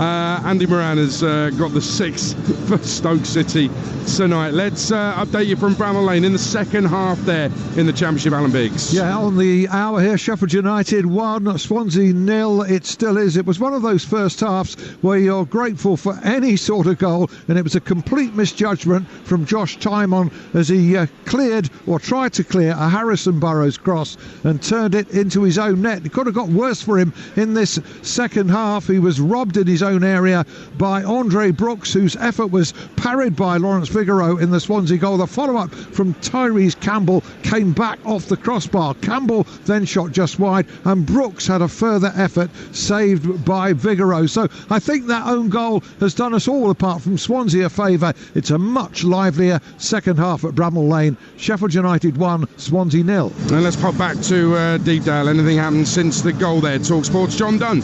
Just hit the hour mark. It's Preston 0, Watford 0. Watford have responded to going a goal behind. Ryan Andrews, the substitute, a shot from distance that was well saved by Freddie Woodman. Just before the goal, Ben Whiteman for Preston had to clear one off the line from Watford Sissoko. Then the goal came, the controversial figure of Militant Osmajic scoring from close range. The ball squared to him by a rampaging Kane Kesler Hayden, who was released down the right. It's Preston 0, Watford 0. Now, there are some mysteries in life. How Eric Ten Hag's still at Man United, how Alan Brazil is still going, how Deo Upamecano kept William Saliba out of the France team at Qatar 2022. Absolutely incredible when you think back to it. But get this, Andy Townsend, we've had a text message come through. Adrian, love you. I'd like to stop there, but it's not that interesting. Adrian, love you, but that wasn't a red card. Yellow at best. It was an accidental tangle of legs. Upamecano was crossing behind, and Watkins' legs went in between his. That's from Birmingham Fanny and down to... No, I'm joking about that last bit. No, it's not. I'm joking about that. But he thinks it's a yellow card. It's just a coming together tangle. Well, yeah, look, everybody, and we love that on TalkSport, everybody has a shout, everybody has an opinion. I've got the mic in my hand, and I'm sticking to mine. I think that was a red card. I really do. I think that's a red. I think it was a foul. And I don't see any way that Upamecano could have got to that ball without getting involved with Ollie Watkins, and he did, and it was very dangerous to do so, being as that he was the only defender on the scene. I thought he was an extremely lucky boy. I can't remember him having a good game when I've seen him. Well, he did a couple. You mentioned that right on half time, he mopped up very cleverly a bit of defensive work, did that very well. Look, clearly there's a player in there. He ain't playing for Bayern Munich if he's not one. But I do think that there's also a bit of a rick there. And I do think that there's a mistake there. And I do think that Villa, if they pick the right moment, can especially with him on a yellow, can give him problems. Villa on the way out, the noise cranks up a little bit. The referee puts the ball on the centre circle. He's got to have a better second half. He's about 1 out of 10, and I'm being kind for that first half, the referee. But let's focus on the football. They're doing okay so far. Aston Villa 0, Bayern Munich 0. Champions League live on Talksport. It's one of those special nights. And here's your commentary team on Talksport of the former Villa captain. He lifted a trophy for Aston Villa, Andy Townsend, alongside your commentator on Talksport, Jim Proudfoot. And Bayern have made a change. Jamal Musiala has come on for the second half. We'll run through the two teams for you in a moment, but Musiala on. Vincent Kompany needed to do something, really. Villa making a change in the first half themselves. Bailey replacing the injured Ramsey, but no further changes made by Unai Emery. So Martinez in goal, Conce Diego, Carlos Pau Torres and Digne, Onana and Tielemans, Philogene on the left, Bailey on the right, and Rodgers playing just off Ollie Watkins up front. We're back underway. Villa claret and blue and white shorts, and they're defending the Holt end. And they've been turned around before the game started, having lost the toss. Martinez with the ball at his feet. Oh, he almost gave it to Kimmich, and Tielemans just got in there to receive the pass inside his own penalty area. Villa can get it forward and get it now down towards Luca Digne on the Aston Villa left. Play for Lima giving chase. Philogene making life really difficult for him. And he can get it back to Neuer, who's out sweeping up again, and he plays it away from the edge of his own penalty area. Conce comes across for Villa. Down from him to Pau Torres, who had the ball in the net in the first half, but that was disallowed. Philogene has it now. He's just trying to work it back inside his own half. Can't quite. And it's going to be a free kick, which will be taken by Villa. It's Coleman that's gone off. Yeah. Musiala on to replace him. Musiala's gone in and playing as a 10. Elise off the right, Gnabry off the left. Harry Kane, of course, still up the middle. Kimmich and Pavlovic, absolutely the central midfield too. Konrad Lima in that right-back position. So that's the way that Bayern, a little bit of a tweak from them. No surprises to see Musiala, I think, playing tonight as well, coming on. Such a talent. And again, works incredibly hard, and they need that. He's scored in each of his last 3 away games, Jamal Musiala. They've scored 18 in their 4 away games so far this season, Bayern Munich. I mean, their record in this competition, certainly in the early stages of this competition, is extraordinary. They last lost a group game in the Champions League, and I appreciate that the group is different now to how it was then, but back in 2017, when they were beaten by PSG, since then, 37 wins and 4 draws in the group stages of this competition. But they're on the back foot here. Go on, son. Philogene getting round Lima inside the penalty area, trying to pull it back, and ball ends up being cleared by Kim into Lima, going out of play for Villa's first corner of the night. Tielemans will come across to take it. Well done, Jayden Philogene there. First time of the night he's been able to get the ball, a couple of step overs, backing those defenders into the box. He ends up forcing a corner for Villa off their left-hand side. Yuri Tielemans will be on it. So Tielemans to take it. Bayern trying to keep a defensive line, defending pretty much zonally. They've got a line of 6 stretched out across the edge of the 6-yard box. Villa making runs in towards the near post. It's headed down by Watkins. Didn't get the touch that he wanted. And now Villa have got to retreat quickly because a counter-attack could be on. Digne stopped it. Elise trying to work the ball forward for Musiala. Digne with a very important challenge. Then Elise, under pressure, goes back for his goalkeeper. Came to Neuer at an awkward height. Just scuffed forward by Amadou Onana. He's trying to play in Tielemans. The flag has gone up, but Tielemans wasn't offside. Watkins was in an offside position, but made no attempt to play the ball. Didn't play the ball, did he? Didn't think so.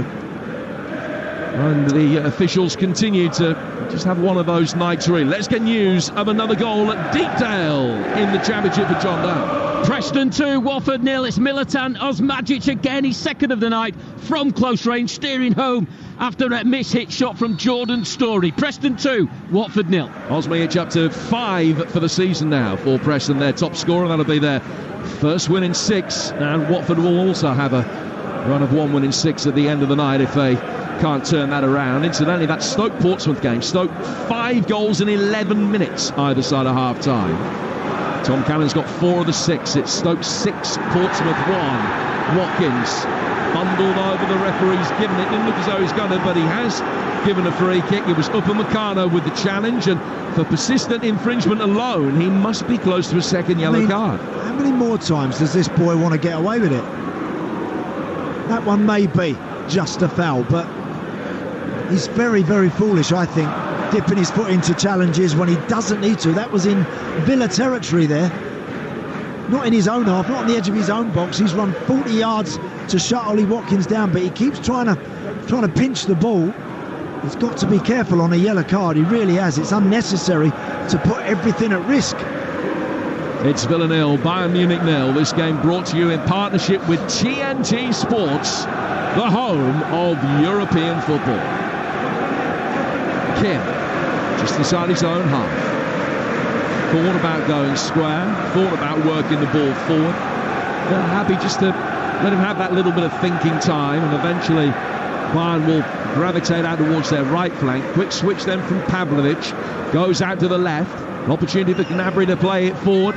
Worked inside the penalty area by Davis, and Gnabry coming back onto it, trying to get himself into a shooting position, but just cleared off his toes and out of play for a corner. Yeah, good run down that left side. They are so quick and powerful down there. They really are.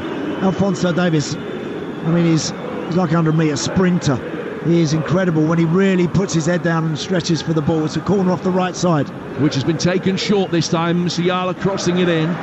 Lima, the closest Bayern player to it. Watkins was closer and headed it away. Goes out for a throw, taken by Michael Elise, the former Reading and Crystal Palace man. Palace have missed him this season.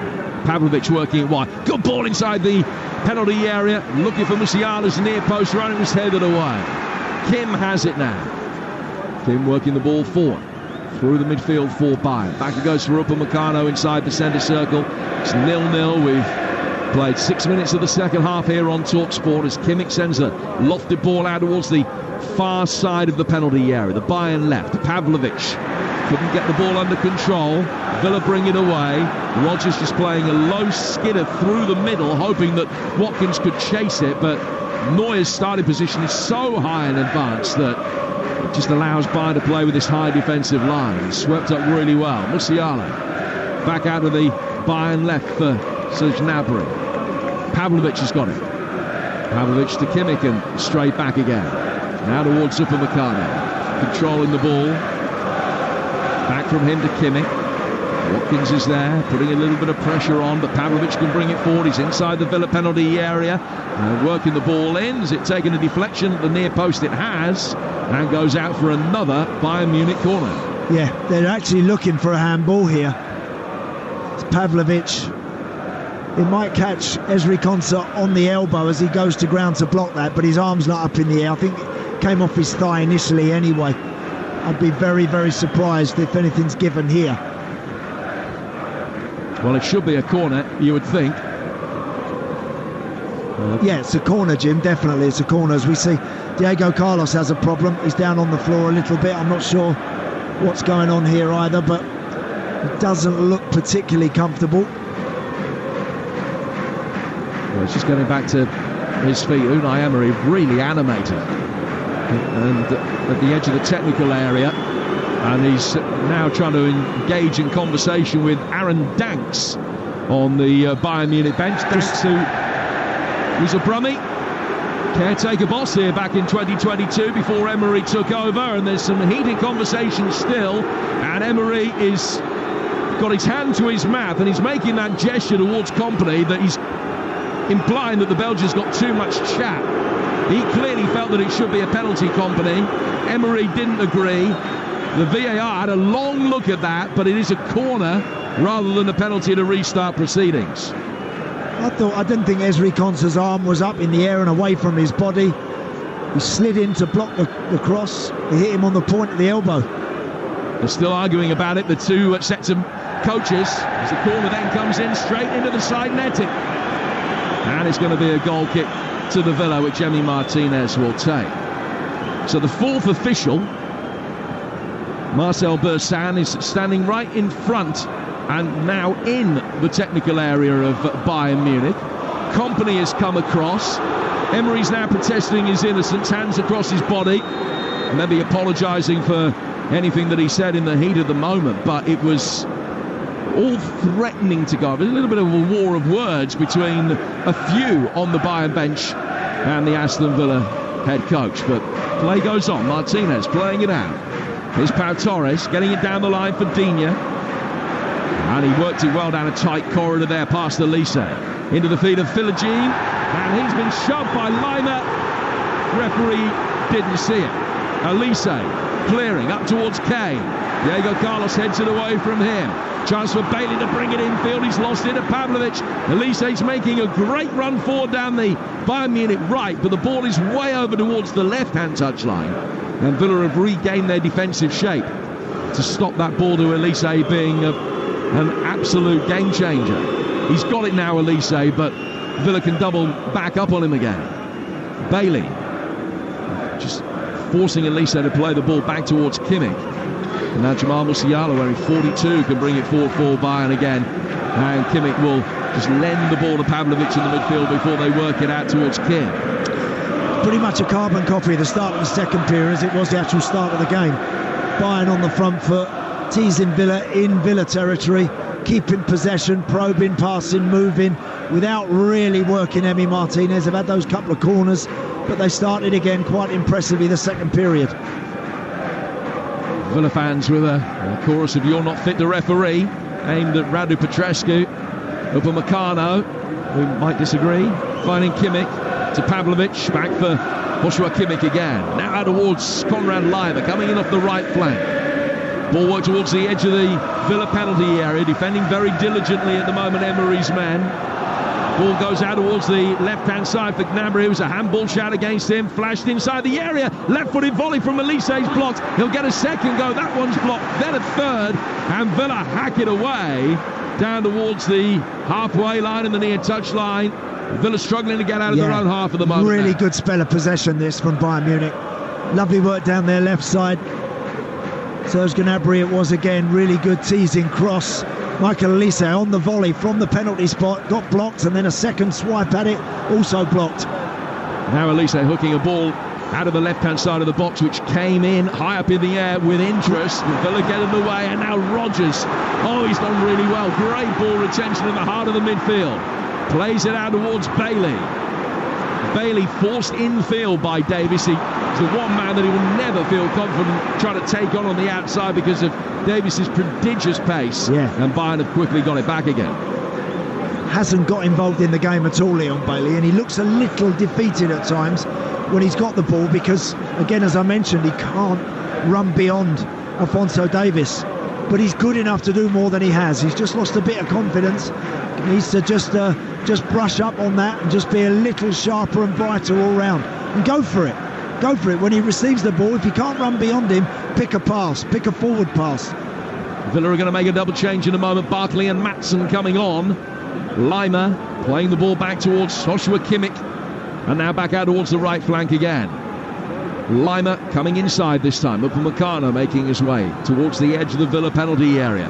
Pavlovic trying to clip a straight ball forward. It's headed on well. Goes out of play for a goal kick, which will be taken by Villa, and an opportunity to make a double change first. While they're making that double change, we'll get news of another goal at Deepdale for John Dunn. 15 minutes to go. Preston 3, Watford 0. Ali McCann, his first goal for over 2 years. Free kick from the right all the way through. McCann swivelling and firing the ball into the roof of net. Brilliant goal. Preston 3, Watford 0. So these are the Champions League scores as they stand at the moment. Benfica 2, Atletico Madrid 0. Dinamo Zagreb 1, Monaco 0. Lille 1, Real Madrid 0. Jonathan David's penalty just before half-time. Still Liverpool 1, Bologna 0 on Talksport 2 right now. Leipzig 1, Juventus 1. Sturm Graz 0, Bruges 1. The first Villa player to come off will be Amadou Onana, and Ross Barkley is going to come on to replace him.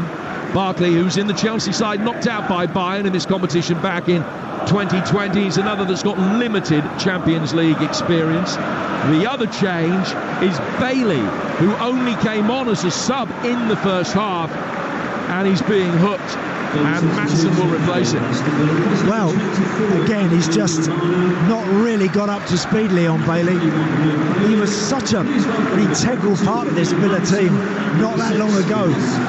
Got injured, gone out the team, and since he's been in and around it again, he's not really got going. He'll be disappointed because you don't want to come on as a sub and then be withdrawn after an hour. 32 minutes of action he's seen tonight. Well, a lot of managers wouldn't make that change. No, they wouldn't. You're absolutely right. So credit to Emery for being brave enough and knowing the player and thinking that he's going to be able to deal with it. But Bailey off. I mean, we're assuming, of course, that there is no sense of an injury in making that change now. He might have something, but again, I think Unai Emery is also concerned a little bit. I'm a little worried for Villa last 20 minutes of this game, Jim. I'm a little concerned. I think Bayern have started the second half well. We've seen one or two starting to go down and look a little bit leggy and just looking like they're feeling the pace of this a little bit. Don't forget, you expend a lot of energy, the build-up to matches like this. The Villa boys haven't been here before, and it's a huge night for them. And I do worry a little bit the last 15-20 minutes. The Bayern team still looking pretty fresh, still looking pretty composed in possession. It would be nice for Villa to have a little spell in this second period where they've got them on the back foot. So Ross Barkley on in the heart of midfield. Maatsen is playing as a left winger, and Philogene has gone back out to the right where he started the game. Konsa having to do some defending down that side. Low cross-come shot fizzes in towards the near post, and Martinez can comfortably deal with Gnabry's effort. He's got his hands for Wesley Konsa there with Serge Gnabry, because again he's holding the absolute width as much as he can. He's got the chalk on his boots really on that line. They're switching the ball out to him and he's running in at the Villa fullback, who's doing a really good job, I've got to say. Here's Rodgers and Elise wrestling him. Well, Rodgers with great upper body strength, and then the referee gives him the free kick when Rodgers has beaten his man, and it is the most blatant case for playing an advantage, and the referee just stopped Villa in the attack and said, you can have a free kick for that. And a few more choruses from the Villa fans aimed at Radu Petrescu. As Adrian mentioned, it's only fourth Champions League tie of his career. Here's Barkley driving forward, poking it in towards Maatsen. Didn't quite get there. Didn't put enough on it. Maatsen's got it again. He played in the Champions League final last season on loan at Dortmund against Real Madrid. Bayern clear their lines. Konsa will be able to pick it up on halfway. Play it back for Diego Carlos, who in turn will find Pau Torres. 17 into the second half on Talksport. Lovely bit of football. First considered classy bit of play that they played in the second half. Ross Barkley it was, just on as a sub. Just flicked it round the corner to Rodgers, got it back, strode towards the edge of the box, thought about the shot, then tried to find Ollie Watkins, and really good effort. The ball was just cut out. Tielemans. He's played well with the ball, and Yuri Tielemans protected it really nicely. Yeah, he's having a good season. Rodgers, he's not well, he's poked it forward. Here's Ian Maatsen making his way forward with a left-footed effort. Snatch that, goes high and wide of the top left-hand corner and out of play for a goal kick. But Emery comes out and applauds. That's better. Much more attacking intent from his side. Who still only had the one shot on target so far tonight. Again, and that started with Yuri Tielemans being brave enough in his own half, taking the ball under pressure, dropping the shoulder, skipping past his man, rolling it into Morgan Rodgers, who then feeds Ian Maatsen, and they're in behind Bayern's midfield. And then they look vulnerable. Then they look like you can create, you can get at them. You're listening to Villa against Bayern Munich in the Champions League. It's live on Talksport with Enterprise Rent-A-Car. Whatever the mission, home or away, Enterprise helps over 120,000 people every day. 0-0, hugely entertaining. Not the worst result for either of these two clubs. It would take them up to 4 points from their first two games and leave them on target to get the 16 they need. The ball is inside the penalty area now. With Bayern with Musiala, and another very solid piece of defending from Pau Torres. It's a corner. Fantastic run, sorry Jim, from Musiala. Receives the ball from Pavlic. 3 claret and blue shirts round him. Plays a lovely little give and go with Harry Kane, and just in the end Pau Torres gets across to knock it behind for a Bayern corner. It's their 7th corner of the night. Villa have only won 1. It's going to be a A right-footed Kimmich in-swinger. Nobody showing for a short one this time. Inside the 6-yard box, good defensive header away from Ezri Konsa. Helped further clear on the edge of the penalty area by Philogene. But Bayern win it back, and Philogene on the stretch can stop the ball finding Musiala, and Bayern get a throw level with the edge of the Villa penalty area. Nothing more than that. 0-0. Kimmich launching another one inside the penalty area. Over Lima's head, but brought down by Gnabry. He feeds Michael Elise. Elise riding one challenge, but can't get himself into a shooting position, not just yet. Still got the ball, trying to thread a little ball down the inside left channel. Couldn't find Gnabry with it, and it's cleared easily by Diego Carlos on the edge of his own penalty area. Man who has won European silverware in the past, in his Sevilla days. He's linked up again with Emery to good effect here at Villa Park. And that's the thing with Emery, he's got such a wonderful record in continental football. He knows full well how to set sides up for the big occasions, for the smaller occasions as well. Yeah. He's won 4 Europa Leagues. He certainly has a wealth of experience at the top table. That's why Villa went for him, got him, and he's made the difference, hasn't he? Now another challenge which the referee takes exception to, and he has produced a yellow card. Serge Gnabry, the player who's been cautioned, as Watkins just threatened to get past him, and Gnabry slid in, mistimed the challenge, and his thigh went into the feet of Watkins to bring him down. Elise coming off here, and Leroy Sané is coming off. Yeah. Really strong Bayern Munich bench.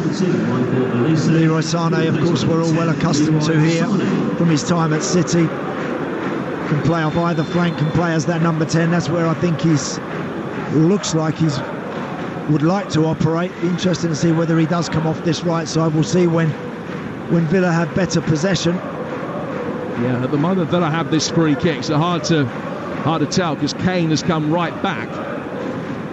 Bayern keeping a really high line, 6 yards outside the penalty area. Then Kim, panicking, drops back in. Villa swing it in. Konsa heads it down, and it's a back header to Neuer, and it was very well played by Kimmich, wasn't it? Wasn't it just, yeah. Looped it up, back to his own goalkeeper. Now the ball played for by Lima.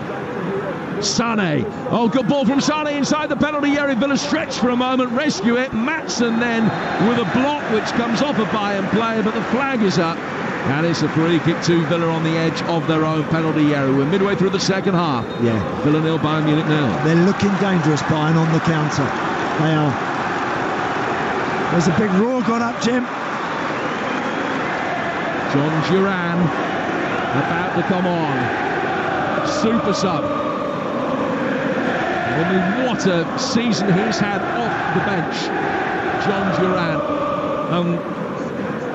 When you can come off the bench and score in 4 of your first 6 Premier League appearances, it just brings a lift to yourself, to your teammates, to the fans as well. Maatsen hasn't kept that in. It's going to be a throw which will be taken on this near side. Last time the two teams met, it was at this stage of the game that Peter Withe scored the goal back in 1982. He is here tonight, looking on, willing, I'm sure, his old side on here. Rodgers with a good sliding challenge. Beat Musiala but couldn't feed Watkins. Neuer clears out of the far touchline at the moment. He's going to be extending his record of the most Champions League clean sheets in history. Lima brings the ball back as Maatsen, Konsa and Rodgers were all at cross purposes. And Kim's going to be able to put his foot on the ball and bring it away. But Duran will be coming on at the next break in play with a quarter of the game to go. Well, imagine for Ollie Watkins, that's usually what happens. Again, I wouldn't take Morgan Rodgers off, because he's the one that drops deeper and sort of supplements the midfield and can break so fast when they do turn the ball over. But we'll see. Sané, good ball to find him. He's chested it down inside the penalty area. Well mopped up by Pau Torres, because he came back, just got his chest to it, forced it wide a goal, but took the pace off it, and Martinez could make a scrambling save to stop the ball going out of play for a corner. Really nice switch that from Bayern, from left to right. Sané one-on-one with Luca Digne, but again Pau Torres getting over really well to cover. Elsewhere in the Champions League, Juve coming into tonight, unbeaten, had only conceded 1 goal all season in 7 games, but they're 2-1 down tonight, and a man down as well. Di Gregorio sent off, and Sesko has scored a penalty for Leipzig. He scored both goals tonight. They lead by 2-1, and here he comes. So Watkins off, and John Duran comes on to replace him. Yeah, worked hard, Ollie Watkins. Huge call he was involved in with Upamecano during that first half. But as ever, always gives everything. Didn't get that chance in the box that he would have loved. So, let's see how Upamecano and Kim can handle big John Duran. Great ovation for Watkins as he leaves the field. Excitement for Duran. As I mentioned, scored off the bench in 4 of his 6 Premier League appearances this season, and netted a penalty against Wickham last week in the League Cup. Maybe a penalty that, had there been VAR, wouldn't have been allowed to stand. Villa certainly will feel that any luck that they might have garnered on that occasion has been more than evened out tonight by the referee keeping Upamecano on the pitch midway through the first half, when it looked as though he should have had a red card for a dog side. Now Musiala, with a good pace and a quick turn, wins a free kick. Kimmich will stand over that. Austin McCann again out to try and orchestrate the defensive side of this Villa set piece. Kimmich making his way forward. Bayern had worked it short. Goes out towards Sané again. Back from the former Manchester City man to Kimmich. He's got it back again, Sané, who's 1 short of 50 goals in Bayern Munich colours. Kimmich back for Upamecano, and he will work it across the centre circle out to Kim. Yeah, Jamal Musiala's looked really sharp since he's come on. I think he's made a difference to them. I think he's given them the sort of problem that Morgan Rodgers is trying to give the Bayern Munich team. I think he's given them a lift there, and every time he gets the ball he wants to run, he wants to take people on. Of course, Amadou Onana no longer on the field. Ross Barkley and Yuri Tielemans, both good technicians, but Musiala testing their defensive abilities.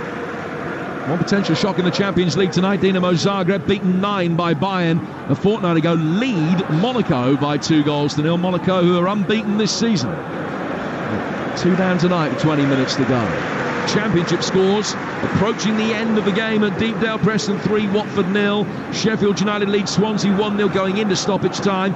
4 to go at Stoke. They're 6-1 up against Portsmouth, and 15 left at Ashton Gate. 0-0 Bristol City Sheffield Wednesday.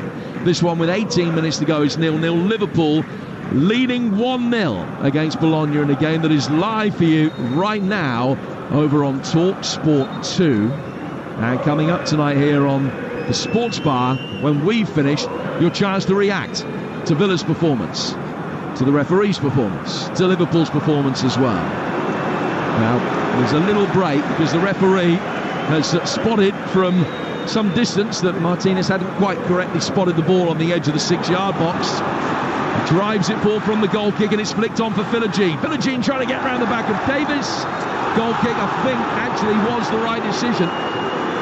Those in the North Stand weren't convinced, but I think Davis probably managed to flick it off Philogene on his way out of play. Just looking at a replay that will confirm or deny that. It's close, wasn't it? Close call. Possibly got it right. Close call. But in fairness, having seen the replay where it's not cut and dried either way, you can understand. You can't criticise the referee if he has got that wrong. But again, actually, just there, Jim, what we did see was Martinez knocking a standard goal kick 60, 70 yards up to Duran. He towered above Upamecano to win the header. Juventus down to 10 men, but back on level terms. Vlahovic is 5th of the season, 2-2 in Leipzig. This one is 0-0. Kimmich, right-footed, clipped inside the penalty area, away from Kane. Half cleared. Madsen should have got it further away. Didn't. And Lima wins it back. It's Bayern Munich on the front foot for the vast majority of this second half, and looking to make another change. João Palhinha is the player that is going to come on, the former Fulham man. Neuer, with the ball at his feet, is inside the centre circle. Played for to Kim. Out on the Bayern Munich left is Davis. Back through the midfield for Pavlovic. Upamecano, little disguised ball away from Duran. Villa win it back with Maatsen. Tielemans doing really well. Had to jump up high, bring the ball down on his chest, try to roll it forward. He's lost it. Kane plays it out towards the left-hand side of the area. Villa stretch for a moment. Ball worked through the 6-yard box, well blocked. Contra has conceded a corner. Taking too long on the ball in the middle of the park. Tielemans and Ross Barkley, too many touches. Barkley just getting the ball pinched off in there, and if they do take the ball off that Aston Villa midfield, then they've got that space to run into. Another corner for Bayern, this time Joshua Kimmich off their left side with his right foot. This one's coming in, I think, under the bar. Second goal for Liverpool, live on Talksport 2. Mo Salah's got it. They lead Bologna 2-0. Corner worked to the edge of the penalty area instead. Musiala trying to find a way through, couldn't. Was blocked. Villa trying to break quickly, and Kim has just bundled Tielemans over, and the referee says play on. It'll be played forward again to the edge of the penalty area. Kane's got the ball. Right-footed clip inside the box. Digne and then Pau Torres between them. Able to get it away, and Digne will slam it down the left-hand touchline. They'll look for all the world as though Kim was guilty there of stopping the counter-attack by just pushing Yuri Tielemans over, but the referee didn't agree. Certainly looked like it, Jim, from our angle. Getting everybody around us all jumping up and down, looking a little perplexed. Referee not having any of it. So Bayern will make the change, and it's Palhinha for Pavlovic, so that's a straight swap in the heart of midfield. Yeah, again, got great energy, João Palhinha, hasn't he? Really has. He's been a Bayern target for some time. Eventually got his move. He's having to wait quite patiently for serious game time, but he's in here now for the rest of this one. Yeah, just the one start for him so far since his £46 million move from Fulham.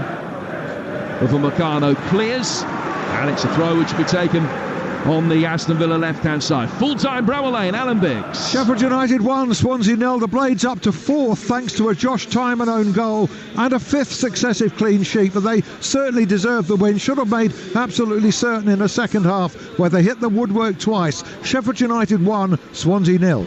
Kane losing out to Barkley and doing his best to try and win it back. That's a clear foul on Davis on the far touchline by Konsa. And a free kick the Bayern will take midway inside their own half. Yeah, Tielemans getting caught just a moment ago, and then Ross Barkley doing great to pinch it back. Just didn't have that obvious pass in front of him, and then someone pinches the ball off him. Bayern have it back. Benfica 3, Atletico Madrid 0. In a game between two sides who both won on match day 1. The Benfica are going to be joining the likes of Dortmund and Leverkusen and Brest on 6 points. Which of these two sides will be able to end the night on 6 points? They both could. At the moment, neither will. Kimmich playing it to the left-hand side of the Bayern midfield, midway inside the Aston Villa half. João Palhinha has come off the bench in the majority of games for Bayern. Just exchanging passes there with Kimmich. Now rolled to his left-hand side for Upamecano.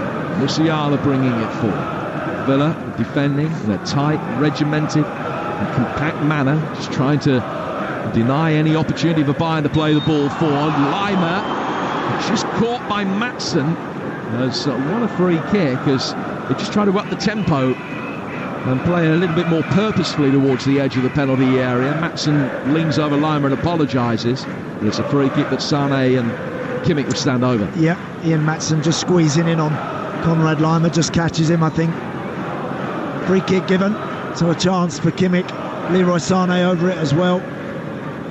Probably a good 35 yards out on the angle, but all the big guys have pushed up. They're looking for something clipped into the box. 12 to go. 0-0. Sané leaving it for Kimmich, who swung it in. Martinez comes to meet it. Good play. And the Villa fans on the whole end behind him, desperate for him to smack the ball upfield as quickly as possible, but he hadn't really got a runner. He has now. It's Duran! Yes! What a goal! What a goal! Played down to John Duran!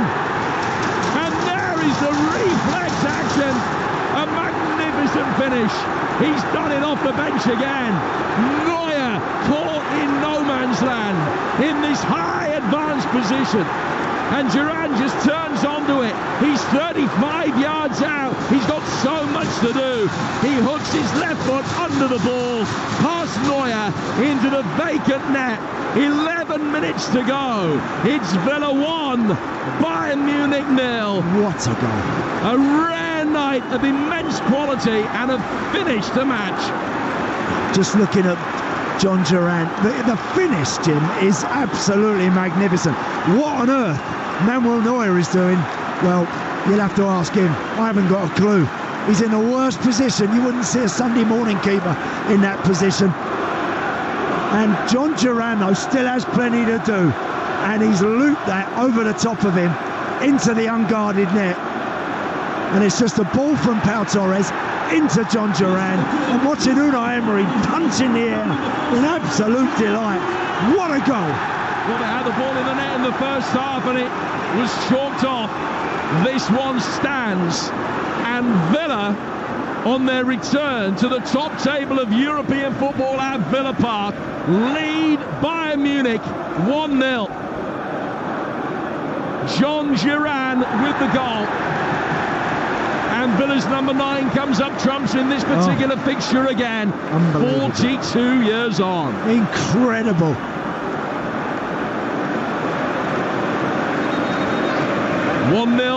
To Aston Villa against Bayern Munich. Full-time whistle has gone at Deepdale. John Dunn. Preston 3, Watford 0. Militant Osmajic making headlines for the right reasons with 2 goals early in the second half. His first tapping home a Kessler Hayden cross. The second steering home Jordan Story's miss-hit shot.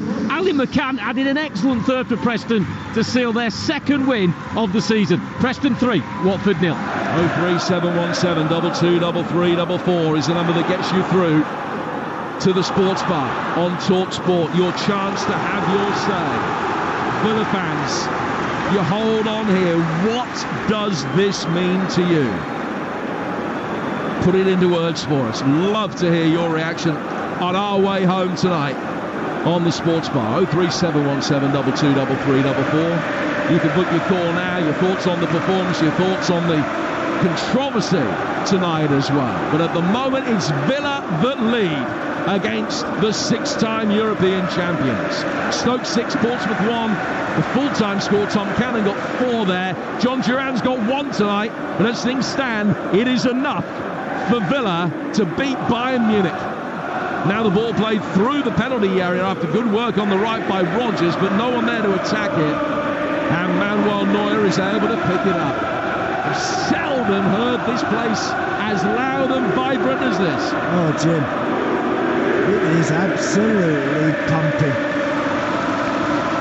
Now they've got to focus, now they've got to concentrate, now they've got to make sure all that stuff you do on the training ground, all the meetings you've had about playing against this sort of opposition, this is where it really counts. You've got your lead, now you've got to hang on to it, you've got to work hard for it.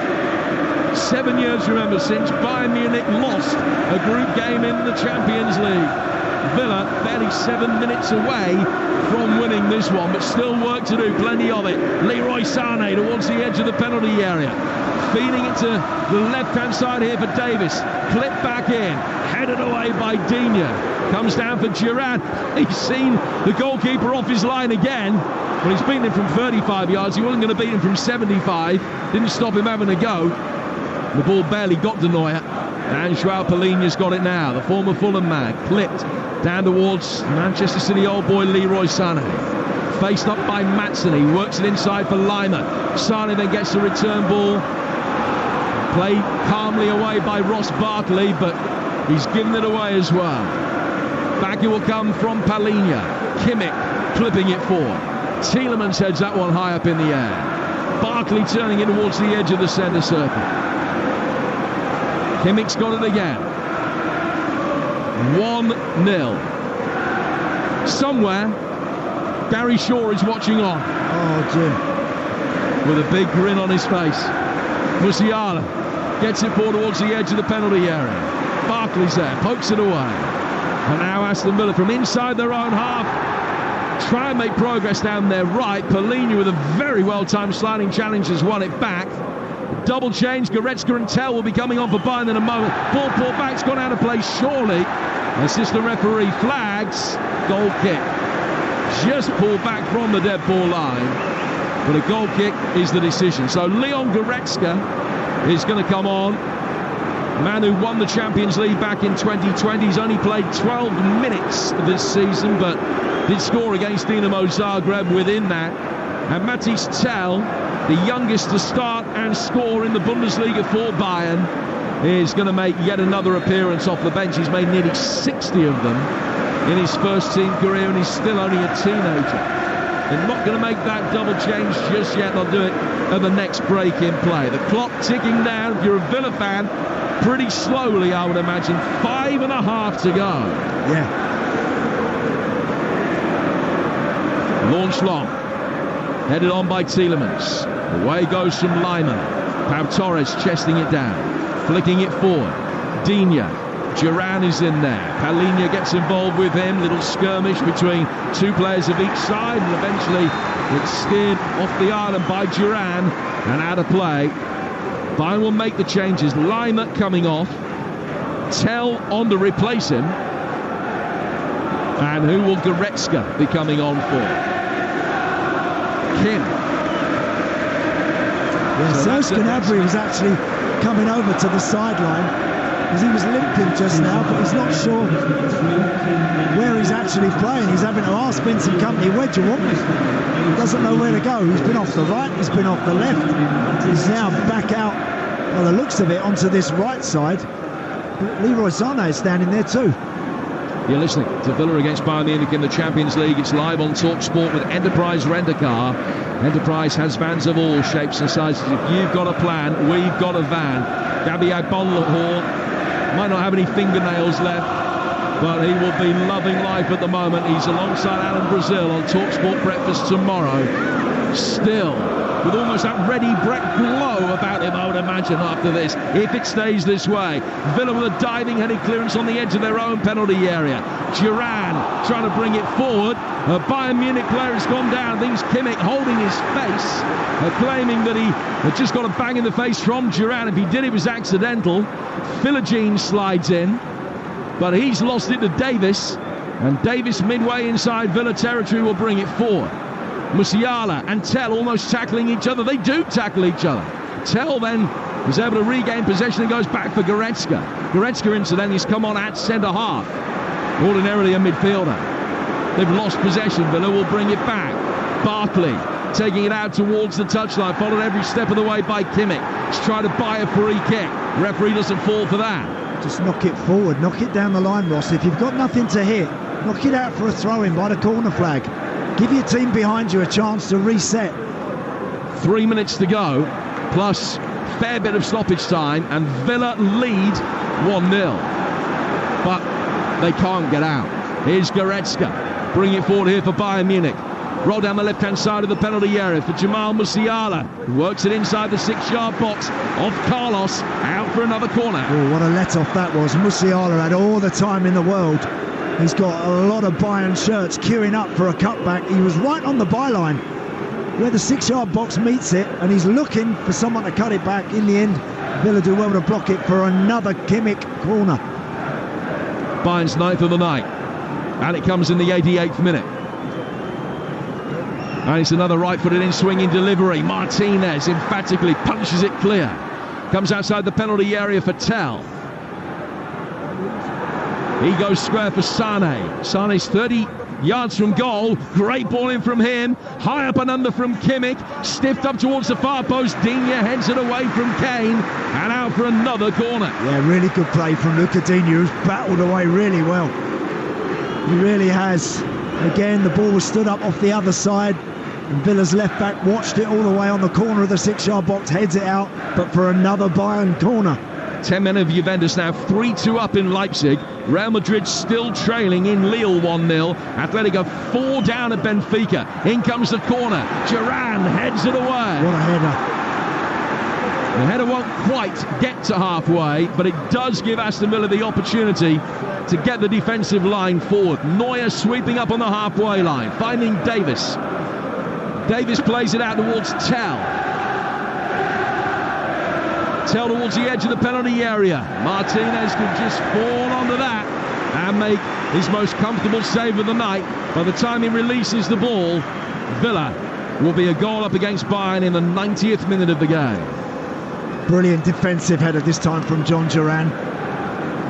That reminded me of Didier Drogba at his best at Chelsea, when he used to stand on the corner of the 6-yard box, and anything that used to come near him, he used to go and get it. And John Duran doing something very similar there. Long ball launched by Martinez. Palhinha heads it back into Villa territory. We're in the 90th minute. Stoppage time, well, my guess would be 4. We'll find out together in a moment. Upamecano, lucky to be on the field, remember, after a very controversial incident in the first half where he appeared to bring down Watkins in a goal-scoring position. The VAR didn't get involved. The referee's on-field decision was play on. Palhinha on the halfway line. Plays it out to the Bayern Munich left Fortel. 15 seconds plus stoppage time to go. Into the feet of Harry Kane. Kane trying to turn. Can't beat Diego Carlos. 4 extra minutes to play. Tell's got it again. Right-footed shot. Blocked by Tielemans. Will go down towards the dead ball line. Palhinha slides in, trying to win it back. Villa get it away towards Rodgers. Can he hold it up? Good quick feet from him, but he's lost out of Kimmich. Goretzka's there to win it back as well. Low ball in. Hits Martinez as it almost broke Gnabry's way. Villa clear and get it through the middle. Rodgers waiting for Giroud. Great turn by Rodgers.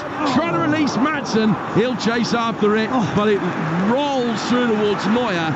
And Villa with an opportunity to clinch it on the counter-attack. Make a mess of it. Kane is then brought down. Yellow card for Maatsen. Free kick to Bayern. Kane pushes Giroud over behind the referee. And a free kick the Bayern will take inside their own half. Well, Serge Gnabry so close to getting on the end of a really clever ball. Emi Martinez does well to make the save. Actually, the Villa goalie is currently down around the penalty spot. I don't know whether he's just taking the sting out of this. He might well be. And then on that, a quick counter-attack. Morgan Rodgers and Ian Maatsen, as well as Duran. It looked like they had a 3-on-2, and they just couldn't quite produce that final ball to get through 1v1 against Neuer. Liverpool have beaten Bologna 2-0. Bologna will be here in the Champions League next. Now we'll be here for it as well, live on Talksport. That's 3 weeks' time. Well, 3 weeks yesterday, that game, on the 22nd.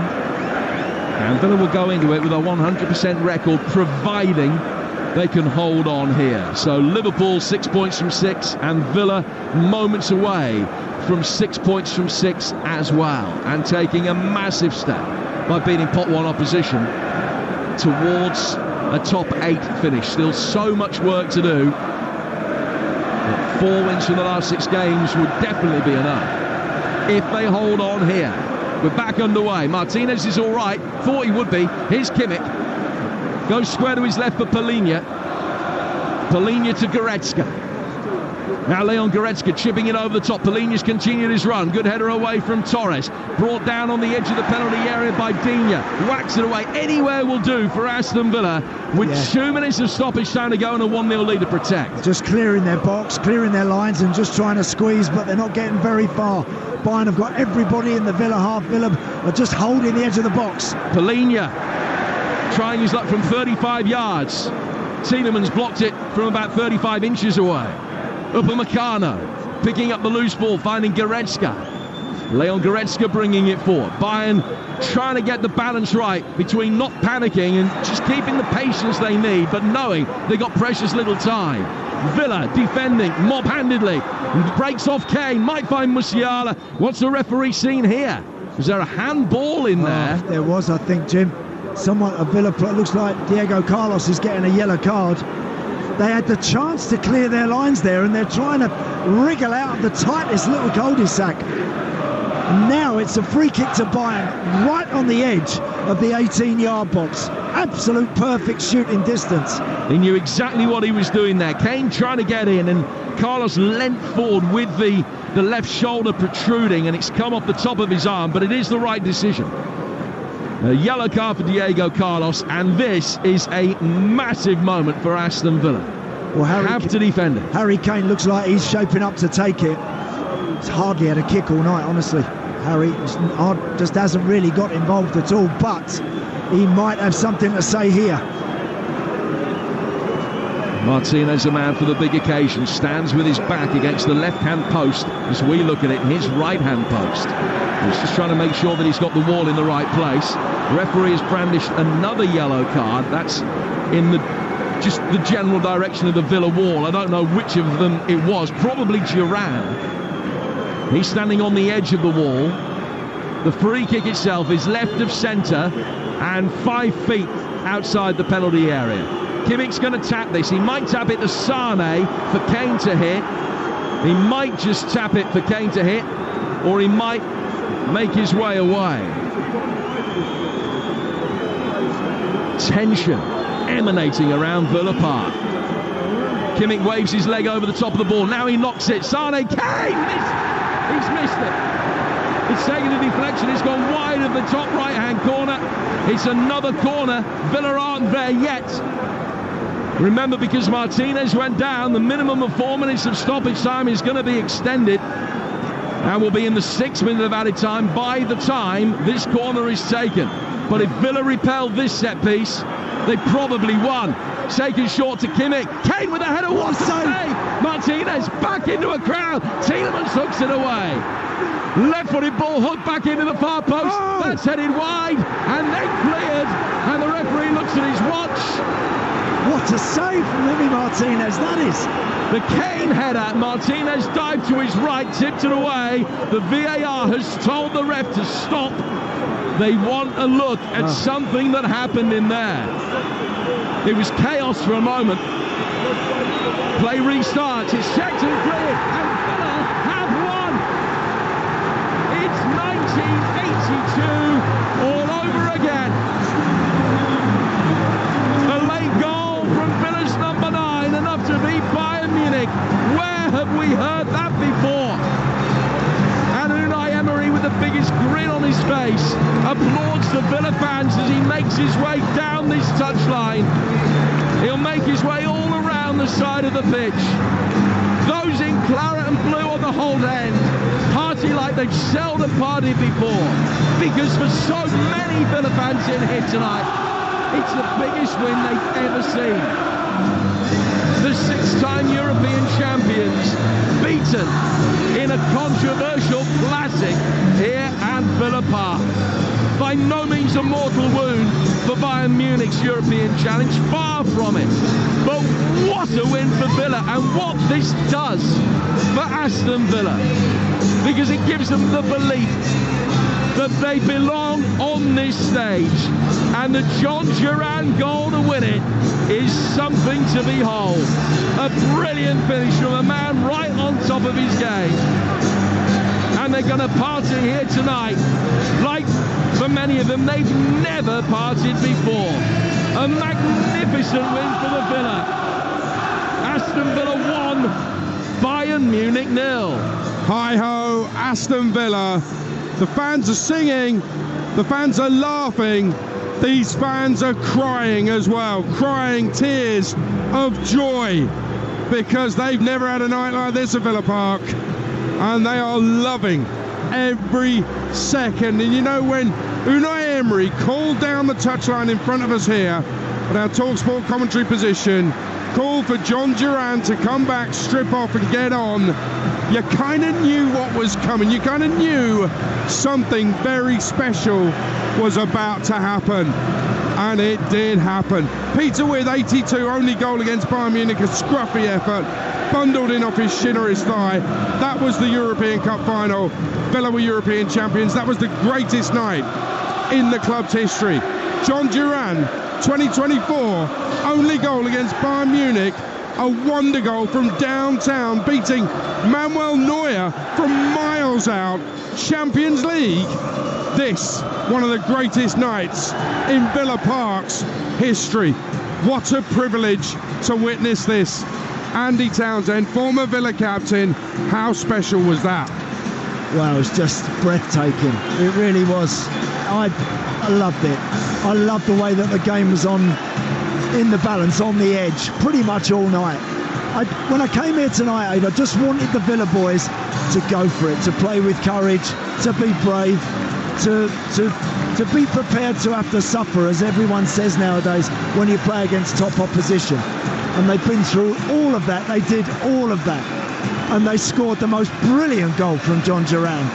Substitution was timed to perfection. Manuel Neuer, I don't know what on earth he was doing, why he was where he was. But nonetheless, Villa had to hang in there, to dig it incredibly deep. They've learned so much tonight. They've come a long way tonight. It's a brilliant, brilliant evening for the club. You know, there's so many special moments in that game. Yes, controversial moments, but let's focus on Villa's win rather than a bang average referee, and I'm being kind. Emi Martinez saved at the end. Wow. I mean, how has he pulled that out of the bag? And do you know, I just said, perhaps a little too prematurely, that Harry hadn't had a kick.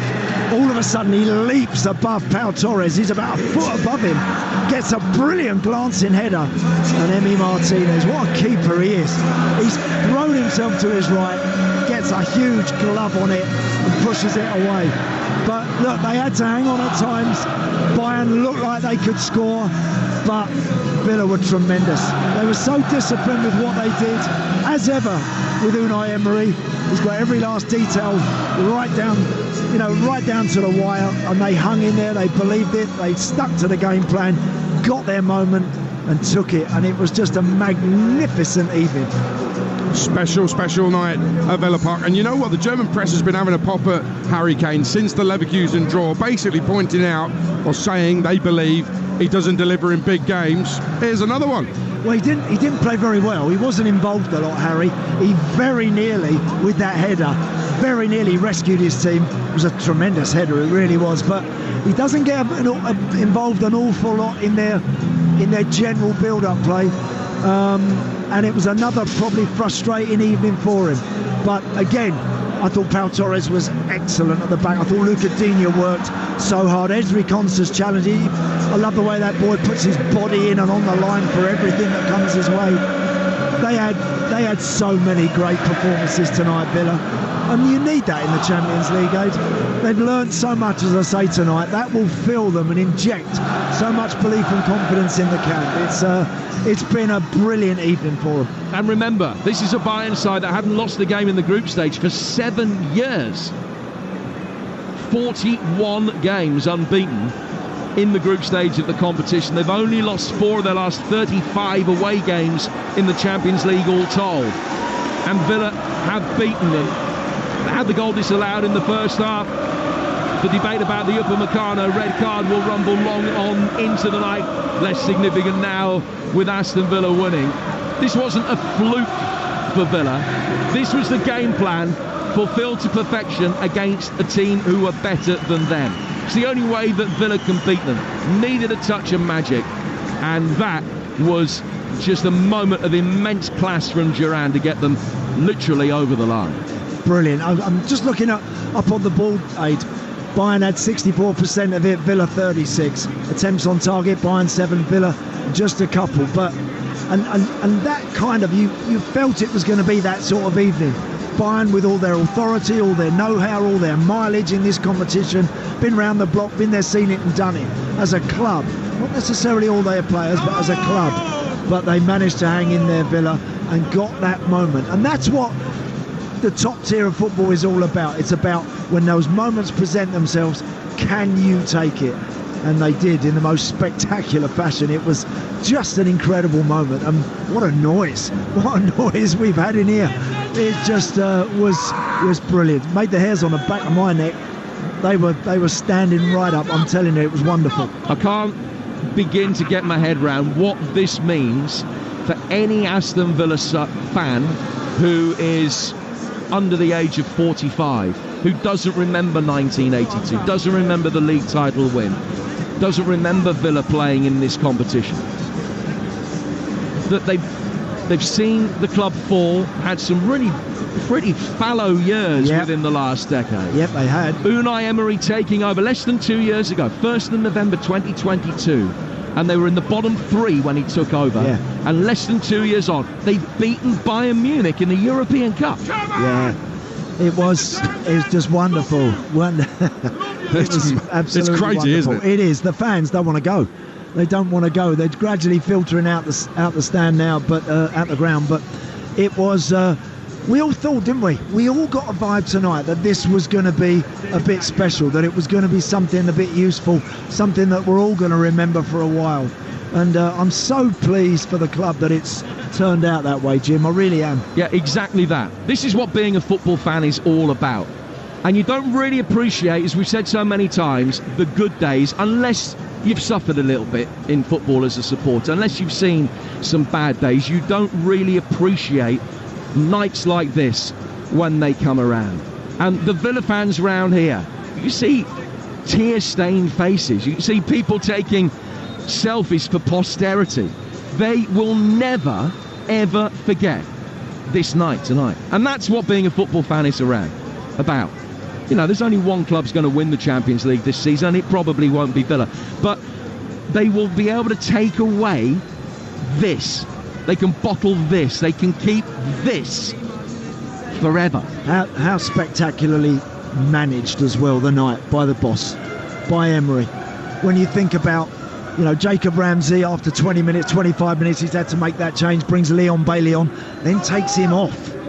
Starts with Jaden Philogene, a young kid that wouldn't have dreamt of being involved in a game like this, you know, for ever. And all of a sudden, you're in, son, go on and stick to the plan and do what we've worked on. And then he takes Leon Bailey off, and then he takes Ollie Watkins, who's run himself ragged, and he puts that John Duran on with that strict instruction to go on and be brave again and make the difference. And he did it, and it worked like an absolute charm. Absolute perfect night for Unai Emery. Absolutely was.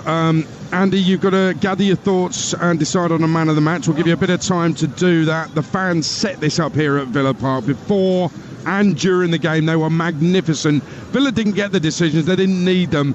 They got the win, and a memorable night has been had by all. If you want to get your calls into the sports bar, do it now. 03717 22 33 44. And let me give you the Champions League results tonight. Girona 2, Feyenoord 3, Shakhtar 0, Atalanta 3. Those were the two early games. Here tonight, live on Talksport, Aston Villa 1, Bayern Munich 0, Benfica 4, Atletico Madrid 0, Dinamo Zagreb 2, Monaco 2. They got a late equaliser, the French. Lille 1, Real Madrid 0. The European champions beaten in northern France. Liverpool 2, Bologna 0. That was live on Talksport 2. Alexis McAllister and Mo Salah with the goals. Leipzig 2, Juventus 3. Juve had their keeper sent off, still managed to find a winner. And Sturm Graz 0, Club Brugge 1. In the Championship tonight, Preston 3, Watford 0, Sheffield United 1, Swansea 0, Stoke 6, Portsmouth 1, 4 for Tom Cannon. Pompey stay second bottom, and it's finished at Ashton Gate as well for Talksport. Ian Abrahams. Bristol City 0, Sheffield Wednesday 0. So Bristol City extend their home unbeaten run to 10, but this was far from a classic. In the first half, they had chances. Could have been an own goal, but Beadle kept it out, and also a brilliant save from a Mehmeti header. In the second half, the best chance to Barry Bannon, 12 yards out with the goal in front of him. Somehow, the mercurial Scotsman on this occasion missed it, and we were condemned to a scoreline of Bristol City 0, Sheffield Wednesday 0. Goalless, unlucky Moose is all I've got to say. We've had a great night here. Time now to pick our man of the match with Enterprise Rent-A-Car. Man of the match on Talksport with Enterprise Rent-A-Car. Whatever the mission, home or away, Enterprise helps over 120,000 people every day. Former Villa captain Andy Townsend, who are you going for? Well, look, I've got to pay special mention to Emi Martinez, who once again showed his brilliance when it absolutely mattered. I thought Yuri Tielemans, Pau Torres, I thought they were excellent. So many positive performances. But it's Big John's night, Aid. And Big John is getting the Man of the Match award. He was a sub, and he's gone and done it again. He's done it again, mate, and good luck to him. And look, you know, the importance of the bench, the importance of subs, the importance of players coming on and wanting to make the difference and wanting to make something happen and wanting to be the man when they couldn't start. And nobody epitomises that better than that guy this season. He has been a revelation. He's been the best sub anywhere on the planet this season. He's just been so effective, and he's scored an iconic goal here at Villa Park tonight, one that will live long in the memory. It really will, for such a long time for so many. Oh, absolutely right. That was our man of the match with Enterprise Rent-A-Car. Man of the Match on Talksport with Enterprise Rent-A-Car. Enterprise has vans of all shapes and sizes, so if you've got a plan, we've got a van. Jim Proudfoot, Andy Townsend, thank you very much for your company. What a special night, memories made forever. Gabby Agbonlahor on Breakfast with Brazil tomorrow from 6. The Villa man will give his thoughts on this victory for his old club tonight. John Duran scored the only goal and Aston Villa did what they always do against Bayern Munich. They beat them 1-0. Talksport listener and Villa fan Prince William was a special guest here tonight. Earlier today he gave our own Ali McCoist an OBE. He might well be giving Sir John Duran a knighthood before the evening is out. 6 years ago tonight, a draw with Preston led to a Villa fan throwing a cabbage at then manager Steve Bruce. Tonight, Aston Villa 1, Bayern Munich 0. You couldn't make it up. Sports Bar next on Talksport. 03717 223344.